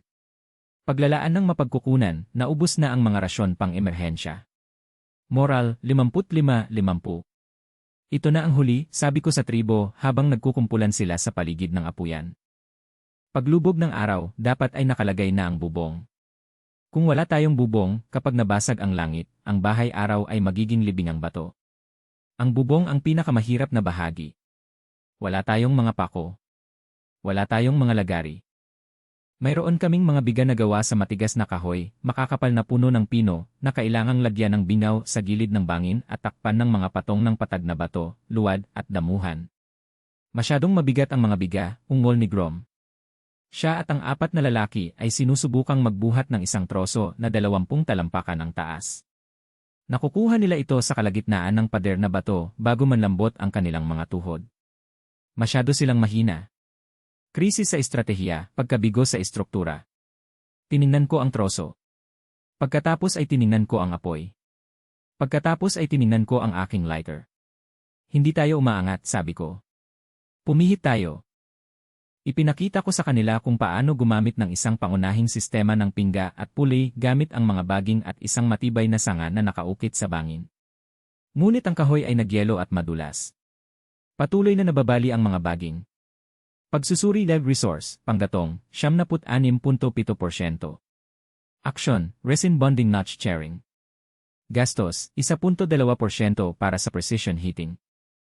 Ginagamit ko ang lighter para sunugin ang mga dulo ng mga biga. Ginagawa itong bahagyang mas maliit at mas matigas para magkasya ng husto sa mga bingaw na bato na aming inukit. Pinapainit ko rin ang dagta ng pino hanggang sa maging likidong pandikit at ibinubuhos ito sa mga dugtungan. Habang lumalamig ito sa nagyelong hangin, tumitindi ito na parang semento. Panggatong, 76.7%, 75.5%, pinapainit ng suntalker ang kahoy at pinapainit ang bato, sigaw ni Tord. Pagsapit ng tanghali, nakataas na ang kalansay ng bubong. Ngunit ang langit ay naglalabas na ng mga puting tipak. Umuungol ang hangin, pinapaikot-ikot ang usok mula sa ating dakilang apoy. Nagyelo ang putik, sigaw ni Lia sa gitna ng hangin. Sinusubukan niyang takpan ang mga siwang sa pagitan ng mga batong pang-atip, ngunit ang luwad ay nagiging mga tipak ng yelo bago pa niya ito may kalat. Hindi yan didikit. Tagas ang bubong. Kung magyelo ang putik bago ito dumikit, babagsak ang buong istruktura dahil sa bigat ng nyebe. Kailangan kong mainit ang buong bahay. Ngayon na. Araw 4, Danny Ondol, pinainit dahil sahig, Tord. Grom. Igalaw ang malaking apoy, sigaw ko. Ilipat mo. Tiningnan ako ni Grom na parang nababaliw na ako. Nasa hukay ang araw. Hindi natin maigalaw ang hukay. Ililipat natin ang mga baga. Sa mga kanal. Ang sahig ng sun house ang obra maestra ko. Sa ilalim ng mga patag na batong paving, pinahukay ko sila ng sunod-sunod na hugis na mga tunel na nagmumula sa isang panlabas na firebox patungo sa isang patayong chimenya na lumalabas mula sa bubong. Ito ang sinaunang sistemang Korean Ondol. Pinapala namin ang mga nagbabagang baga mula sa aming pangunahing apoy sa kampo papunta sa panlabas na firebox. Heat Index, 14.0%, update sa sistema, na-activate ang thermal infrastructure. Pinagmasdan ko ang mga bato. Sa loob ng 1 oras, walang nangyari. Nanginginig ang tribo, nagkukumpulan sa ilalim ng kalahating tapos na bubong habang nagsisimula ng may seryosong pagbagsak ng nyebe. Tiningnan nila ako ng may pag-aalinlangan. Wala na ang apoy sa gitna ng kampo, nakatago sa isang kahon na bato sa labas. Para sa kanila, parang pinatay ko ang araw. Tumayo si Grom, ang kamay ay nasa kanyang sibat. Malamig, Hajin. Malamig ang bato. Kinuha mo ang aming apoy at itinago sa isang butas. Teka, sabi ko, habang nangangatal ang mga ngipin ko. Nakatayo ako sa gitna ng silid. Pagkatapos, naramdaman ko ito. Mula sa talampakan ng aking mga bota, isang mahina at banayad na init. Lumuhod ako at hinawakan ang mga patag na bato sa ilog. Hindi na sila kasing lamig ng yelo. Maligamam na lang ang mga ito. Pagkalipas ng 5 minuto, na-toast na ang mga ito. Pagkalipas ng 10 minuto, isang manipis na belo ng singaw ang nagsimulang pumailang lang mula sa sahig habang ang halumigmig sa mortar ay nagsimulang sumingaw. Hawakan mo ang sahig, bulong ko. Inabot ni Lia ang kanyang mga kamay. Nanlaki ang kanyang mga mata. Inilapat niya ang kanyang palad sa bato. Parang tiyan ng isang ina, bulong niya. Isa-isa, umupo sa sahig ang mga miyembro ng tribo. Agad ang epekto. Ang init ay hindi lang basta umiihip na parang apoy sa kampo, ito ay tumatagos pataas, tumatagos sa kanilang mga buto. Tumigil ang panginginig. Tumigil ang pag-iyak. Heat Index, 18.5%, Moral, 50-80. Bagong tagumpay, Panginoon ng Apuyan. Ang putik, sigaw ko kay Lia. Pinapainit ng sahig ang mga dingding. Matutuyo na ang putik. Habang tumataas ang panloob na init, nananatiling malambot ang luwad para gumana. Ginugol namin ang susunod na 6 na oras sa isang mainit na malabong kapaligiran, tinatakpan ang bubong, pinatong-patong ito ng damuhan at mabibigat na bato. Sa labas, ang mundo ay nagiging isang puting kawalan ng sumisirit na hangin at nakamamatay na yelo. Sa loob, 20 degrees Celsius ang temperatura. Nakaupo kami sa ginintuang liwanag ng isang maliit na panloob na apuyan. Ang sahig sa ilalim namin ay nagliliwanag ng isang matatag at malalim na init. Araw 5, di unang gabi, nakulong kami. Ang nyebe ay inanod ng 5 talampakan ang taas laban sa aming bagong pader na bato. Hindi namin makita ang kagubatan. Hindi namin makita ang langit. Nakalibing kaming buhay sa isang libingan na gawa sa bato at nyebe. Ngunit sa unang pagkakataon sa kanilang buhay, ang mga taong ito ay hindi natatakot sa taglamig. Wala kaming karne, sabi ni Grom, nakasandal sa mainit na pader na bato. Hinubaran na niya ang kanyang makapal na balahibo. Nakababan lang siya at kumikinang ang pawis sa dibdib. Isang tanawing hindi ko inakalang makikita ko noong panahon ng bato. Pero mayroon tayong sunflower. Kaya nating maghintay. Hindi tayo maaaring maghintay magpakailanman, Grom, sabi ko. Nakatingin ako sa system display. Panloob Ginay kalagayan, temperatura, 22 degree ni oksiheno, matatag, gumagana ang tsimenya. Pagkain, 0 kilo. Panggatong, mas magaan, 75.5%. Mayroon tayong init, ngunit wala tayong kalorya. Ang katawan ng tao sa kapaligirang ito ay nangangailangan ng mahigit 3,000 kalorya para lamang mapanatili ang kalamnan. Kung walang pagkain, ang Eason House ay nagiging isang komportableng lugar para magutom. Lia, tanong ko. Ano ang natagpuan mo sa mga hukay na luwad bago tumama ang nyebe? Inabot niya ang kamay sa isang sulok at kinuha ang isang mabigat na bungkos na nababalutan ng balat. Malalim ang pulang putik. Sa ilalim nito, natagpuan ko ang mga ito. Matigas at kayumangging mga itlog ng lupa. Binuksan niya ito. Bumilis ang tibok ng puso ko. Hindi sila itlog. Mga tubo lang sila. Mga ugat na ligaw at starch, katulad ng mga sinaunang patatas. Maliliit at mapait ang mga ito, pero puro carbohydrates lang ang mga ito. Ilan? 6 na basket, sabi niya. Hindi ko alam kung makakain natin ang mga ito. Parang lupa ang lasa kapag hilaw. Hindi namin kinakain ng hilaw, sabi ko, habang may ngiti sa aking mukha. Ginagamit namin ang sahig. Ipinakita ko sa kanila kung paano ibaon ang mga tubers sa mainit na abo ng apuyan at direktang ilagay ang mga ito sa pinakamainit na bato ng sahig. Sa loob ng 1 oras, ang silid ay napuno ng isang bagong amoy, ang matamis at makalupang amoy ng inihaw na almirol. Heat Index, 22.0%, naka-unlock na ang bagong function, pag-ihaw sa ilalim ng sahig. Panganib ng gutom, nabawasan. Habang kinakain natin ang mainit at umuusok na mga tubers, nagbabago ang atmosfera. Hindi na ito isang pakikibaka para mabuhay, ito ay isang pagdiriwang. Tumatawa si Tord, nagkukwento tungkol sa sabertooth. Gumuguhit sila ng mga hugis sa uling sa dingding. Pinapanood ako ni Grom, ang kanyang mga mata ay puno ng bagong uri ng paggalang. Hindi ang paggalang sa isang salamangkero, kundi sa isang pinuno. Hajin, sabi ni Grom, habang nakataas ang isang inihaw na tuber na parang isang kalis. Nandoon sa puting kamatayan ang tribo ng mga lobo. Mayroon silang mga panggatong, pero wala silang sun house. Pagdating ng umaga, mga frozen meat na ang mga yon. Siguro, sabi ko. Pero may problema tayo. Hindi nag-iisa ang tribo ng mga lobo. May mga tagamanman sila mula sa timog. At kung makita nila ang usok ng ating tsimenya na pumapailan lang sa ibabaw ng nyebe. Kung gayon, magkakaroon tayo ng mas maraming karne na maiihaw, ungol ni Tord, habang tinatapik ang kanyang sibat na pinatigas ng apoy. Tiningnan ko ang aking lighter. Gasolina, 75.5% na itayo na namin ang base. Nakaligtas kami sa unang bagyo. Ginawa naming bato ang putik at piging ang mga ugat. Ngunit habang pinakikinggan ko ang hanging humahampa sa labas, napagtanto kong ang dakilang bahay ng araw ay isang tanglaw. Para sa mga nagugutom na tribo sa Hilaga, ang lugar na ito ay hindi lamang isang kanlungan. Ito ang sukdulang gantimpala. Paalala dahil sistema, yugto ng pagtatayo ng base, kumpleto. Kasalukuyang teritoryo, 150 metro kwadrado. Populasyon, 32. Susunod na layunin, ang digmaang hornuhan.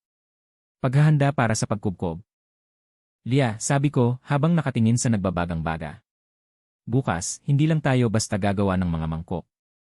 Kailangan natin ng mas malakas. Kailangan natin ang mga black stones na matutunaw. Yung mga galing sa ilog, tanong niya. Yung mga hindi sumisigaw pero kumikinang na pula. Sabi ko. Tanso. Kakagatin talaga natin ang mga sibat natin.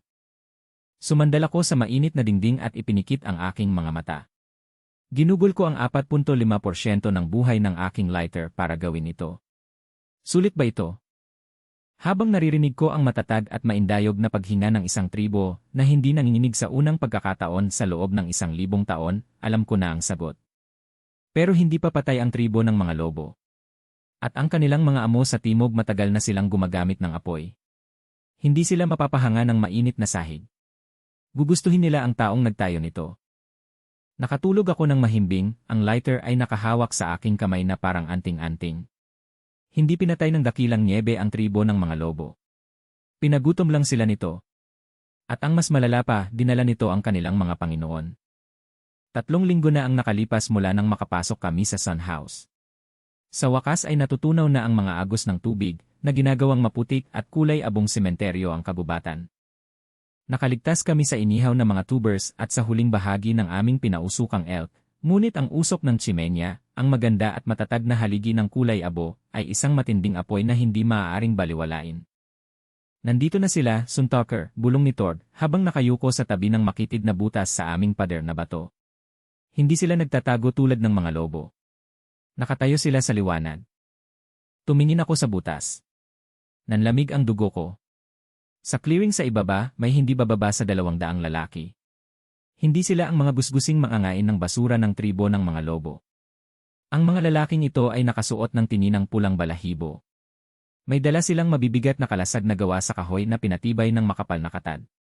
At sa harap ng kanilang hanay, na kumikinang sa araw ng umaga, ay mga ulo ng sibat na hindi gawa sa bato.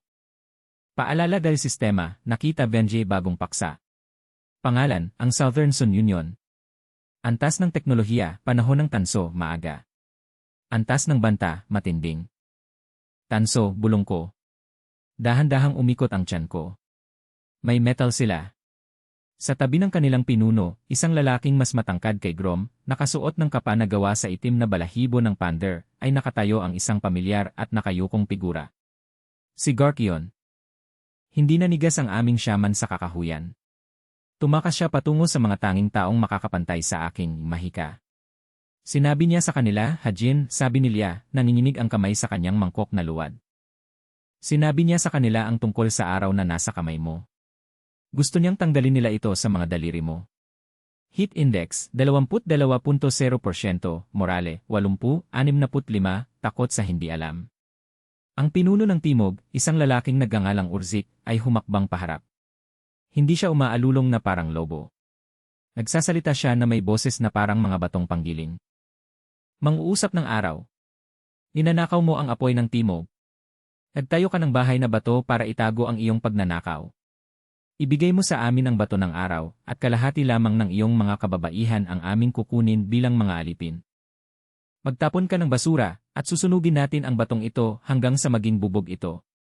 Tumingin sa akin si Grom, ang kanyang mga buko-buko ay maputi sa kanyang sibat na pinatigas ng apoy.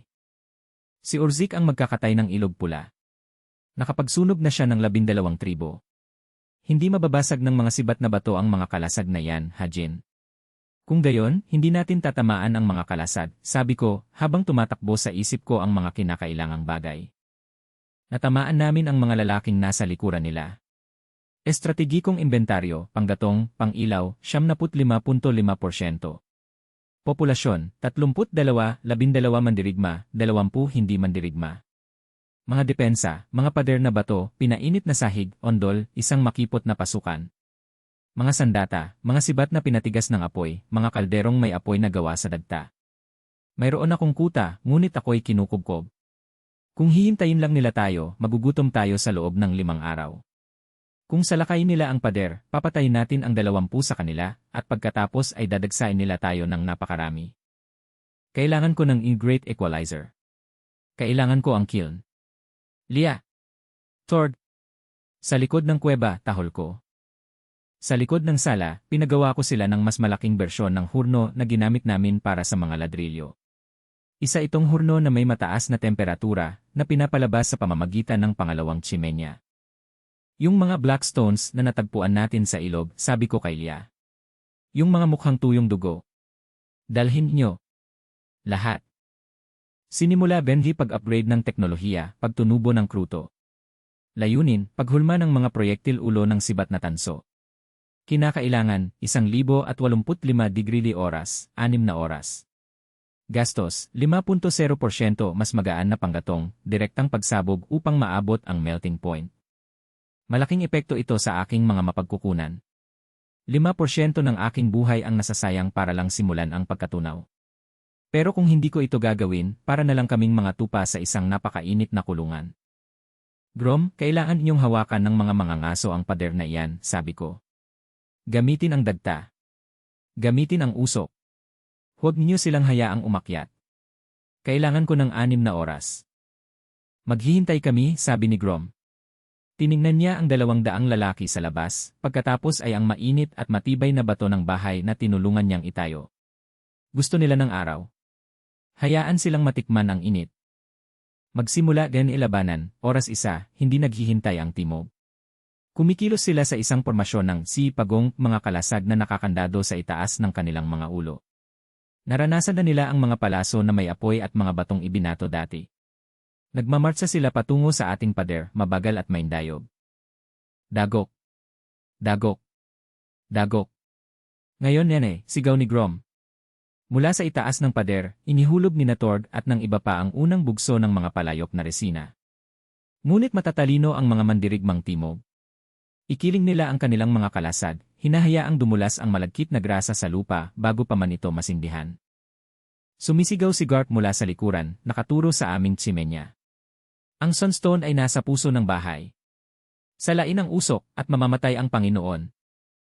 200 mandirigmang timog ang kumawala sa hanay, dala ang mabibigat na kawit na pang-grappling na gawa sa, naku naman, tanso. Tinutuon nila ang bubong. Gusto nilang tanggalin ang damuhan at bato para makapasok. Lia, simulan mo na ang bulusan, sigaw ko. Inabot ko ang pugon. Nanginginig ang mga kamay ko. Pinindot ko ang lighter. Click. Sisits. Umungal.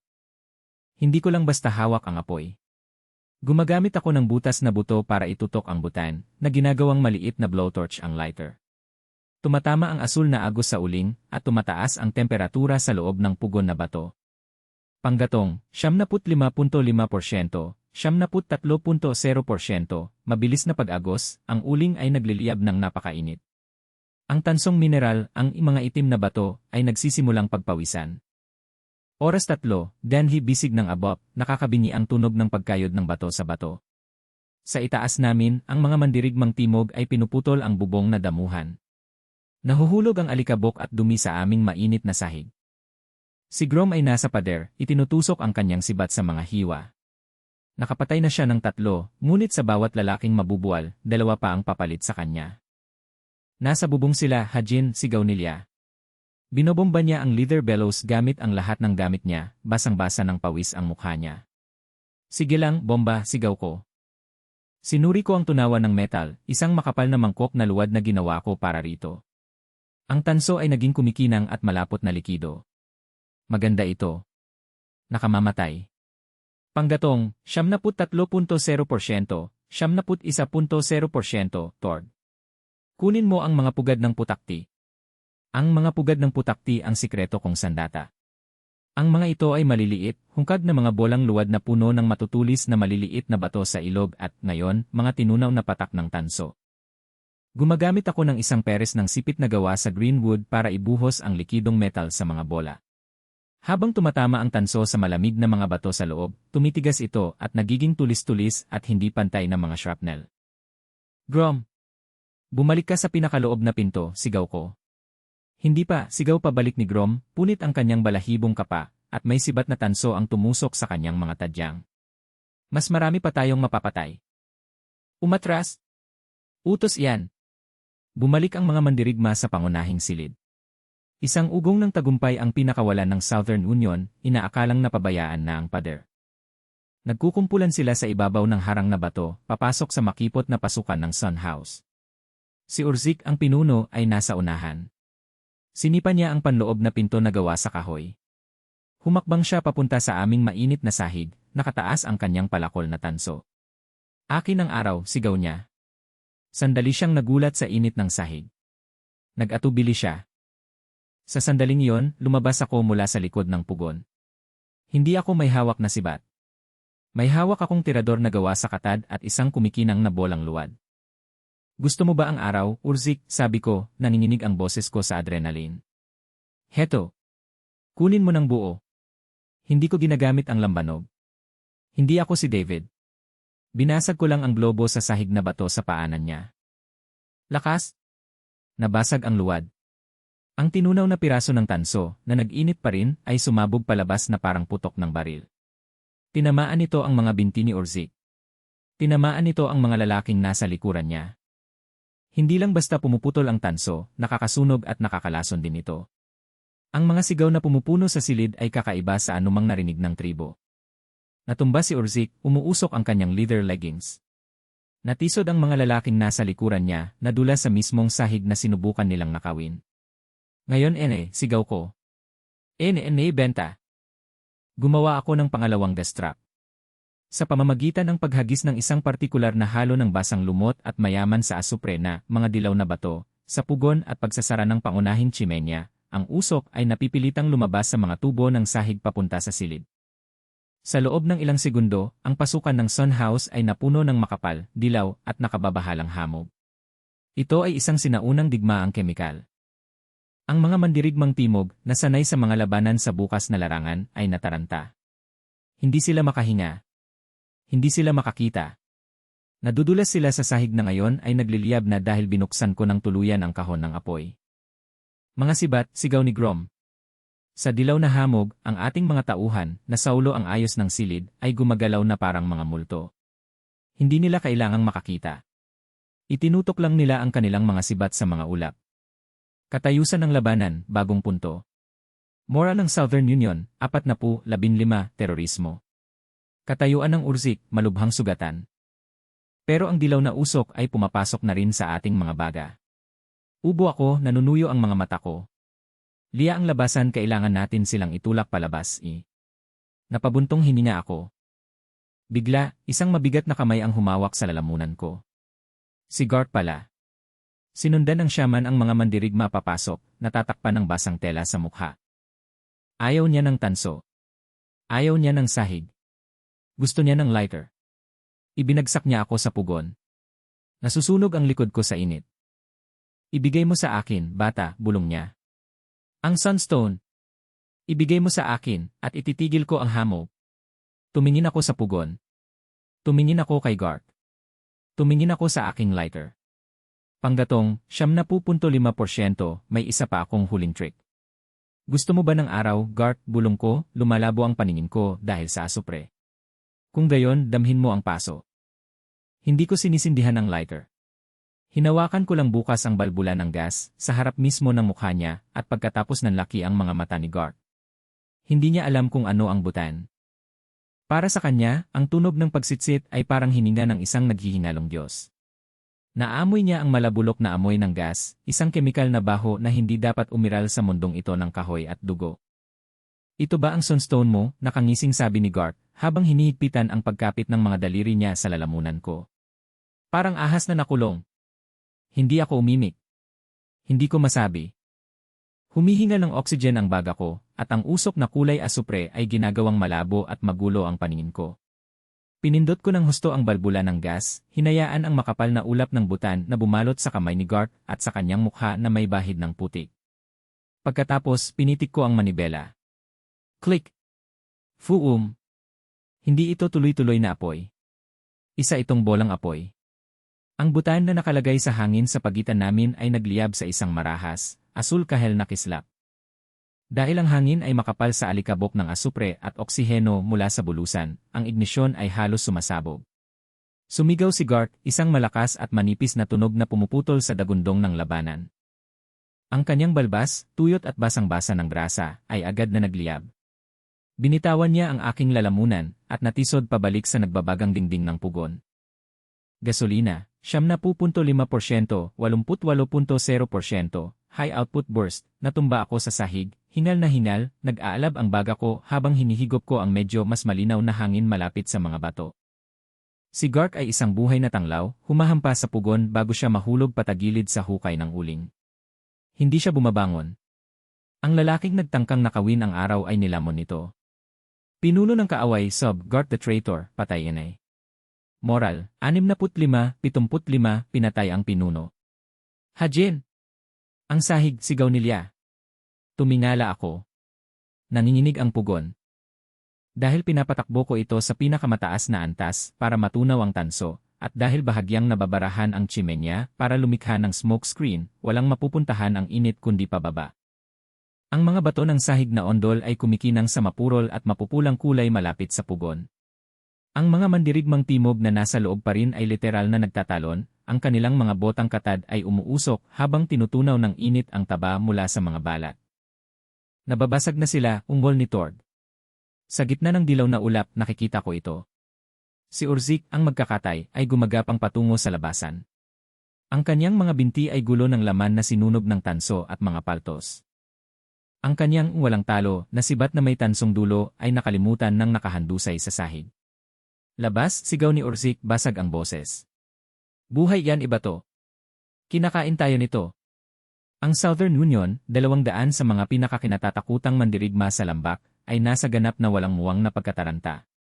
Hindi na sila nakikipaglaban sa mga kalalakihan, nakikipaglaban sila sa isang kapaligirang hindi nila maintindihan. Para sa kanila, ang sahig ay lava, ang hangin ay lason, at ang may-ari ng bahay ay isang demonyo na humihingi ng apoy mula sa kanyang mga daliri. Nag-agawan sila sa isa't isa upang makalabas sa makipot na pasukan. Hindi sila hinayaang umalis ng basta-basta ni Grom. Siya at ang mga mangangaso ay nasa pintuan na, itinutusok ang kanilang mga sibat na pinatigas ng apoy sa likod ng mga tumatakas na lalaki. Katayusan ng labanan, pagdaughal. Mga nasawi sa Southern Union, 42 patay, 60 panandang pandagdag sugatan. Mga nasawi sa mahinang mga anino, 2 patay, 4 sugatan. Pabayaan silang tumakbo, umubo ako, sabay hila kay Lia pabalik mula sa bulusan. Kung hahabulin natin sila, papatayin din tayo ng usok. Buksan ang mga lagusan. Ngayon na. Kinuha ni Tord at Grom ang mahahabang poste na inihanda natin at tinanggal ang mga pansamantalang baras na bato sa kisam. Ang dilaw na usok ng asupre ay hinihigop pataas ng nagyelong simoy ng hangin sa labas. Dahan-dahang lumiwanag ang sun house. Mabigat ang katahimikan na sumunod. Parang katahimikan ng isang libingan. Ang sahig ay natatakpan ng mga nalaglag na kalasad, mga sibat na nabasag, at mga katawan ng mga lalaking nag-aakalang sila ay mga Diyos ng panahon ng tanso. Naglakad palapit sa akin si Grom. Dumudugo siya dahil sa malalim na hiwa sa kanyang hita, at ang kanyang balahibong kapa ay nasunog. Tinignan niya ang mga nasunog na labi ni Garth sa hukay ng uling, pagkatapos ay ang kumikinang na tansong tunawan na nakapatong pa rin sa pugon. Hindi siya lumuhod. Ibinagsak lang niya ang kanyang sibat at umupo sa mainit na sahig, ang kanyang ulo ay nasa kanyang mga kamay. Nanalo tayo, Suntalker, sabi niya, ang kanyang boses ay walang laman. Ngunit babalik sila. Buhay si Urzik. At ngayon alam na niya na ang bato araw ay hindi isang alamat. Sasabihin niya ito sa mga matataas na hari ng Timog. Heat Index, 28.0%, Otoridad, 80-75. Babala ng sistema, itinaas ang antas ng atensyon sa mundo. Tapos na ang nakatagong panahon. Tiningnan ko ang mga kamay ko. Nanginginig ang mga ito ng husto kaya kinailangan ko pang ipasok sa mga bulsa ko. Ramdam ko ang mas magaan, mainit ang plastic, halos mabaluktot dahil sa init ng horno. Pagsusuri the resource, panggatong, 88.0%. Flint, 74.0%. Nawala ko ang 12% ng kabuang panggatong ko sa isang araw. Sa ganitong bilis, hindi ako tatagal sa taglamig. At tama si Grom. Hindi tayo nanalo sa digmaan, nanalo lang tayo sa isang labanan.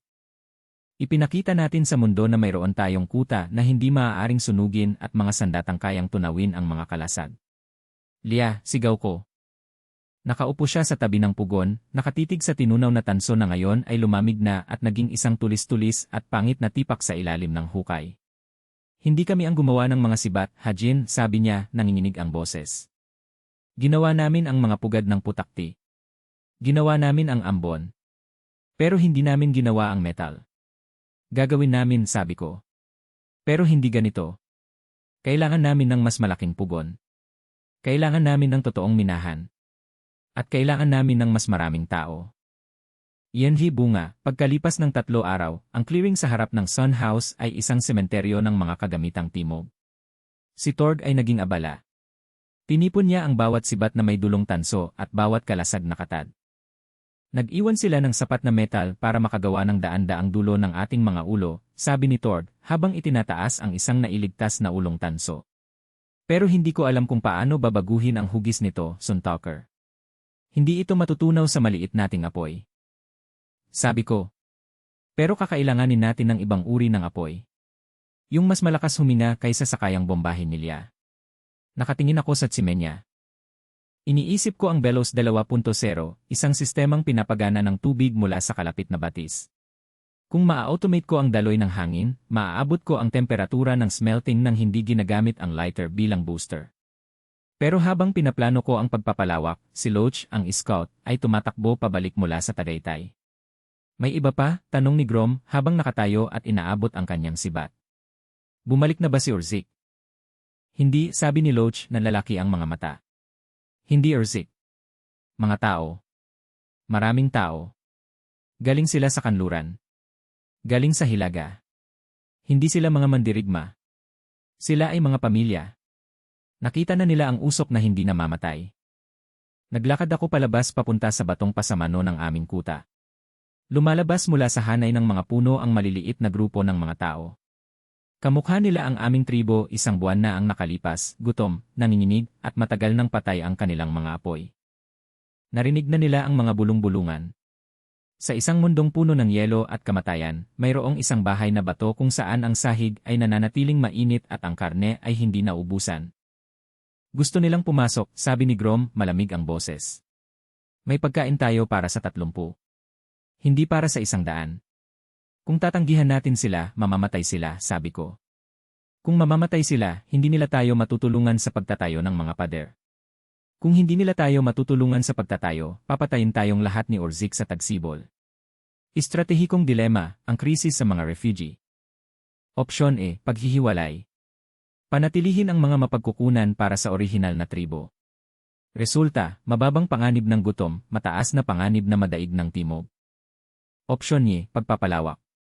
Tanggapin ang mga bagong dating. Resulta, mataas na panganib ng gutom, mataas na potensyal para sa paglago ng industriya. Grom, sabi ko habang nakaturo sa mga grupo. Pumili ng 20 na pinakamalakas. Sabihin mo sa iba na maaari silang manatili sa outer camp kung magdadala sila sa atin ng kahoy. Ang bawat basket ng kahoy ay parang isang mangkok ng mainit na sopas at isang lugar sa mainit na bato sa loob ng 1 oras.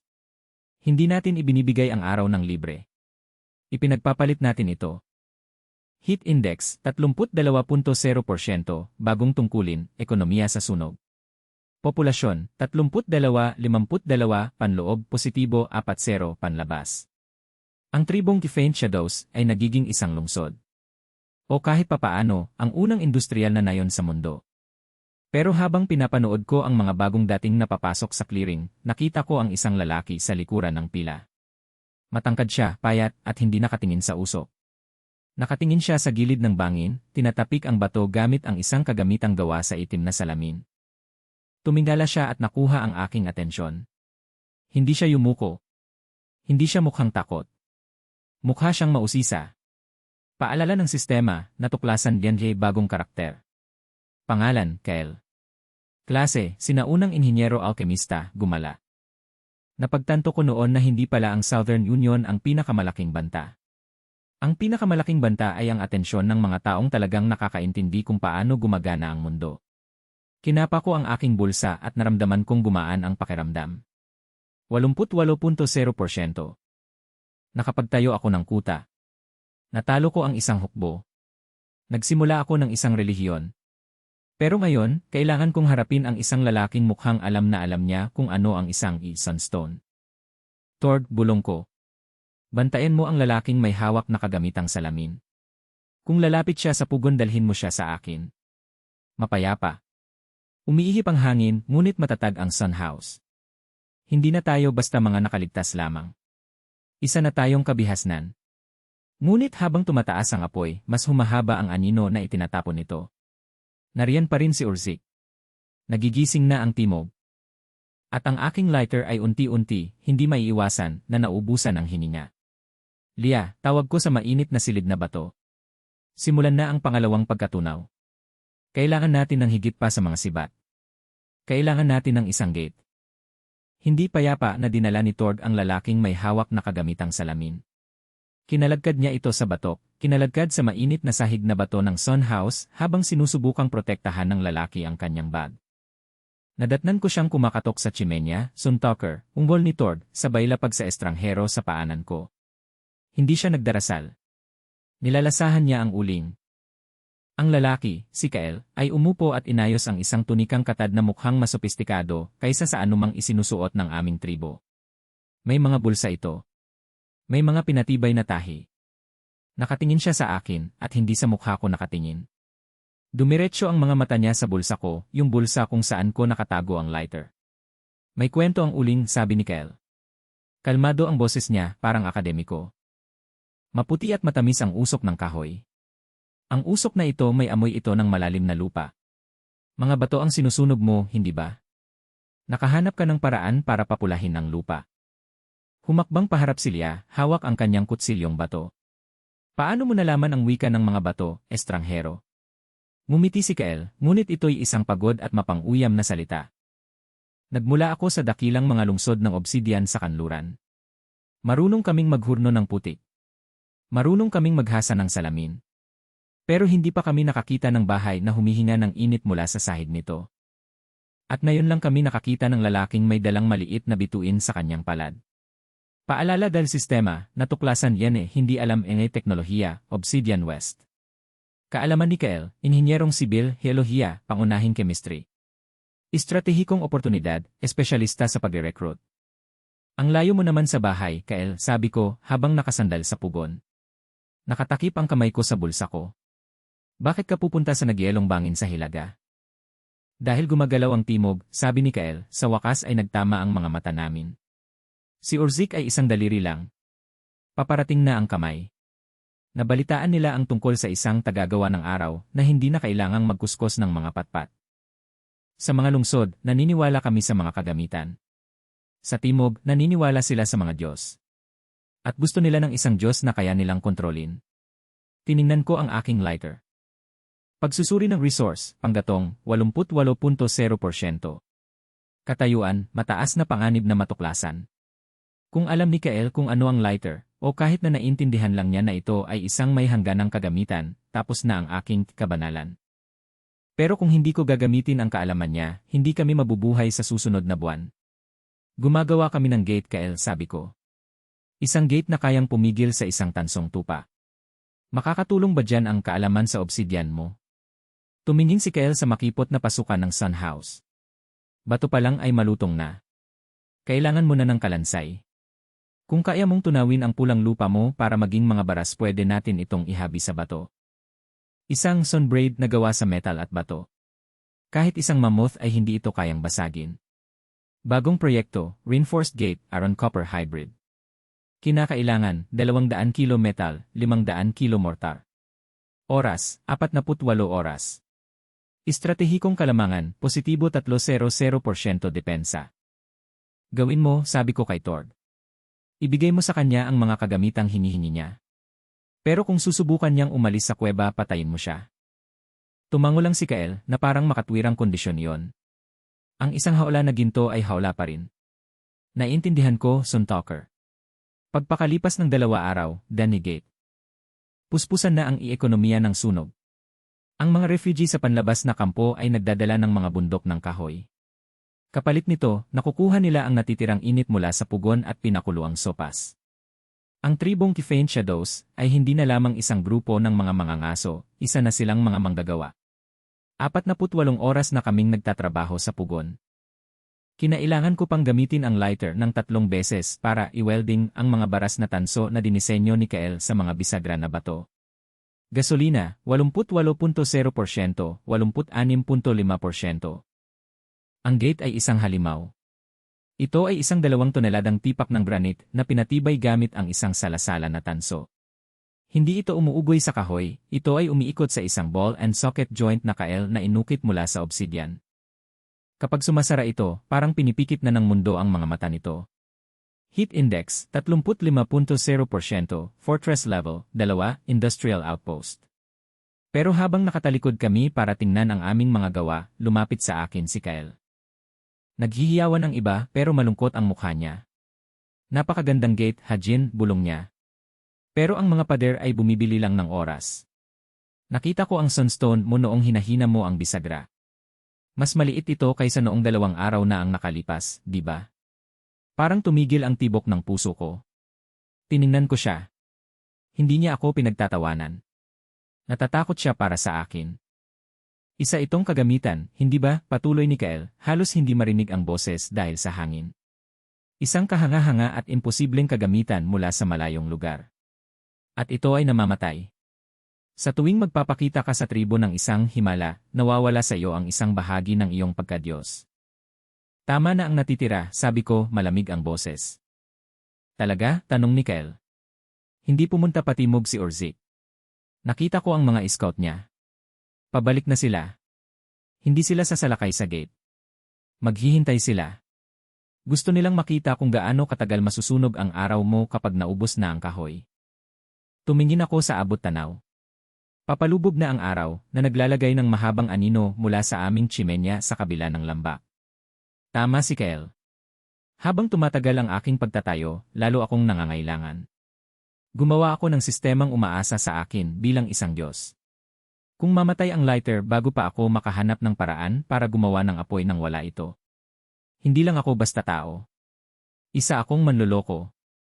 At ang 100 taong naninirahan sa kuwebang ito ang unang makakaalam nito. Tord, sigaw ko, sinusubukang alisin ang pangamba. Ihanda mo ang pangalawang pugon. Kailangan natin ng higit pa sa isang gate. Kailangan nating alamin kung ano ang ibig sabihin ni Kael sa Black Bleed Earth sa North Ridge. Kung makakahanap tayo ng bakal, hindi na natin kailangan ng mga himala. Paalala ng sistema, bahagi 5, ang malaking banta, kumpleto. Kasalukuyang panggatong, 86.5%. Katayuan, nabunyag na ang lihim. Naghihintay ang Southern Union. Nagmamasid ang kanluran. At ang aking araw ay kumikislap sa huling ilang porsyento ng buhay nito. Nakaupo ako sa pinakamainit na sahig sa sinaunang mundo, at ngayon lang ako nakaramdam ng ganito kalamig. Nilanghap ko ang tuyot at mainit na hangin sa loob ng Sun House. Isa itong himala ng inhenyeriya. Sa ibaba ko, ang mga batong ondol ay patuloy na umiikot sa 22 degree. Sa kaliwa ko, ang tarangkahang pinatibay ng tanso ay nakatayo na parang isang tahimik na bantay. Sa kanan ko, inaayos ni Lia ang aming unang pangkat ng mga sibat na may dulong tanso, at sinasanay ni Tord ang 30 bagong recruit mula sa kampo ng mga refugee. Katayusan ng sistema, katapusan ng siklo 1, populasyon, 52, mamamayan, positibo 110, mga alipin refugee. Teritoryo, 200 metro kwadrado, pinatibay. Teknolohiya, pagtunaw ng tanso, pagpapainit sa ilalim ng sahig, kemikal na usok. Index ng init, 38.5%. Otoridad, 75 paghahati 100, Sun Master. Isang buwan na ang nakalipas, isa akong walang kwentang bibig na naghihintay na magyelo sa basang hoodie. Ngayon, ako na ang CEO ng nag-iisang industrial village sa Hilaga. Pero ang paghahambing na, bago pagkatapos, ay hindi ako napapangiti. Dahil nakatingin ako sa kamay ko. Pagsusuri ng mapagkukunan, panggatong, butan, 86.2%. Integridad ng Flint, 78.0%. Katayuang mekanikal, kritikal, pagkiling ng istruktura sa balbula ng ignisyon. Sa tuwing ginagamit ko ang lighter bilang booster para sa kiln, binabaligtad ng matinding init ang plastic. Hindi na perpektong sumasara ang balbula. Nawawalan ako ng 0.1% ng gas ko kada oras dahil lang sa tagas. Sa loob ng 80 araw, kahit hindi ako magsindi ng kahit isang apoy, ang aking pagkadyos ay maglalaho sa atmosfera. Hajin, sabi ni Kael habang lumalabas mula sa dilim. Hawak niya ang isang piraso ng pergamino na gawa sa pinatuyong bituka. Dito, gumuhit siya ng mapa. Hindi umuwi si Erzik. Nakilala niya ang isang mensahero mula sa Deep South. Mula sa kaharian ng trono ng Ember. Isang kaharian, tanong ko. Hindi isang tribo. Mayroon silang mga lungsod na bato.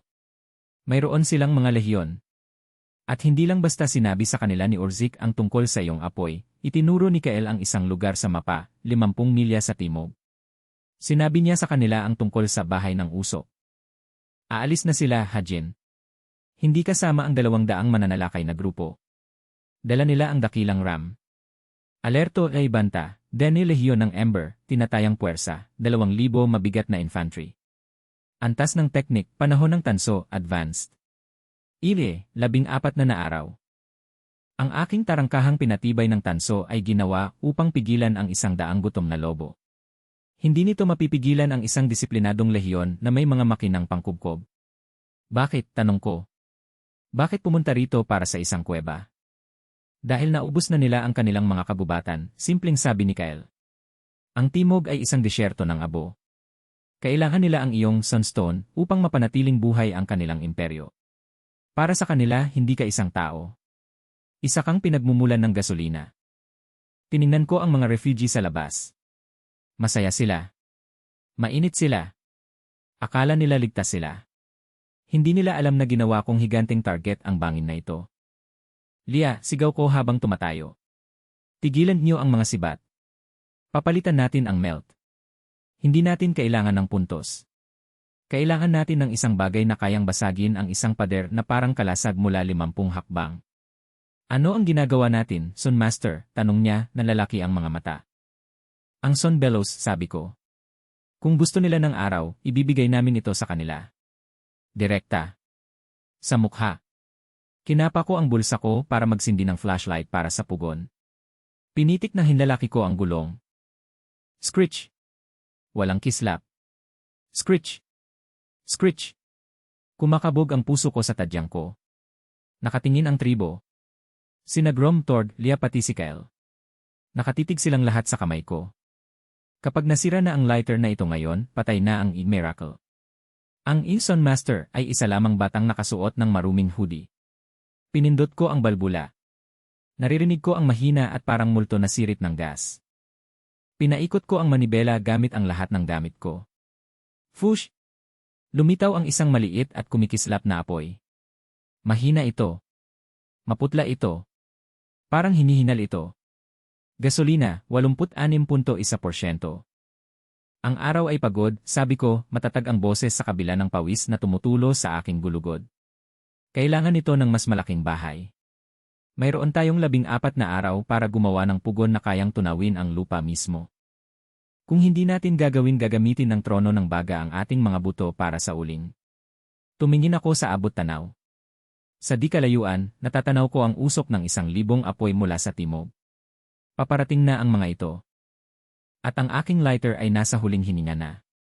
Tord, kunin mo ang kahoy, utos ko, habang nakatakip ang aking kamao sa naghihingalong apoy. Mayroon tayong 2 linggo para maging isang imperyo. O magiging abo tayo.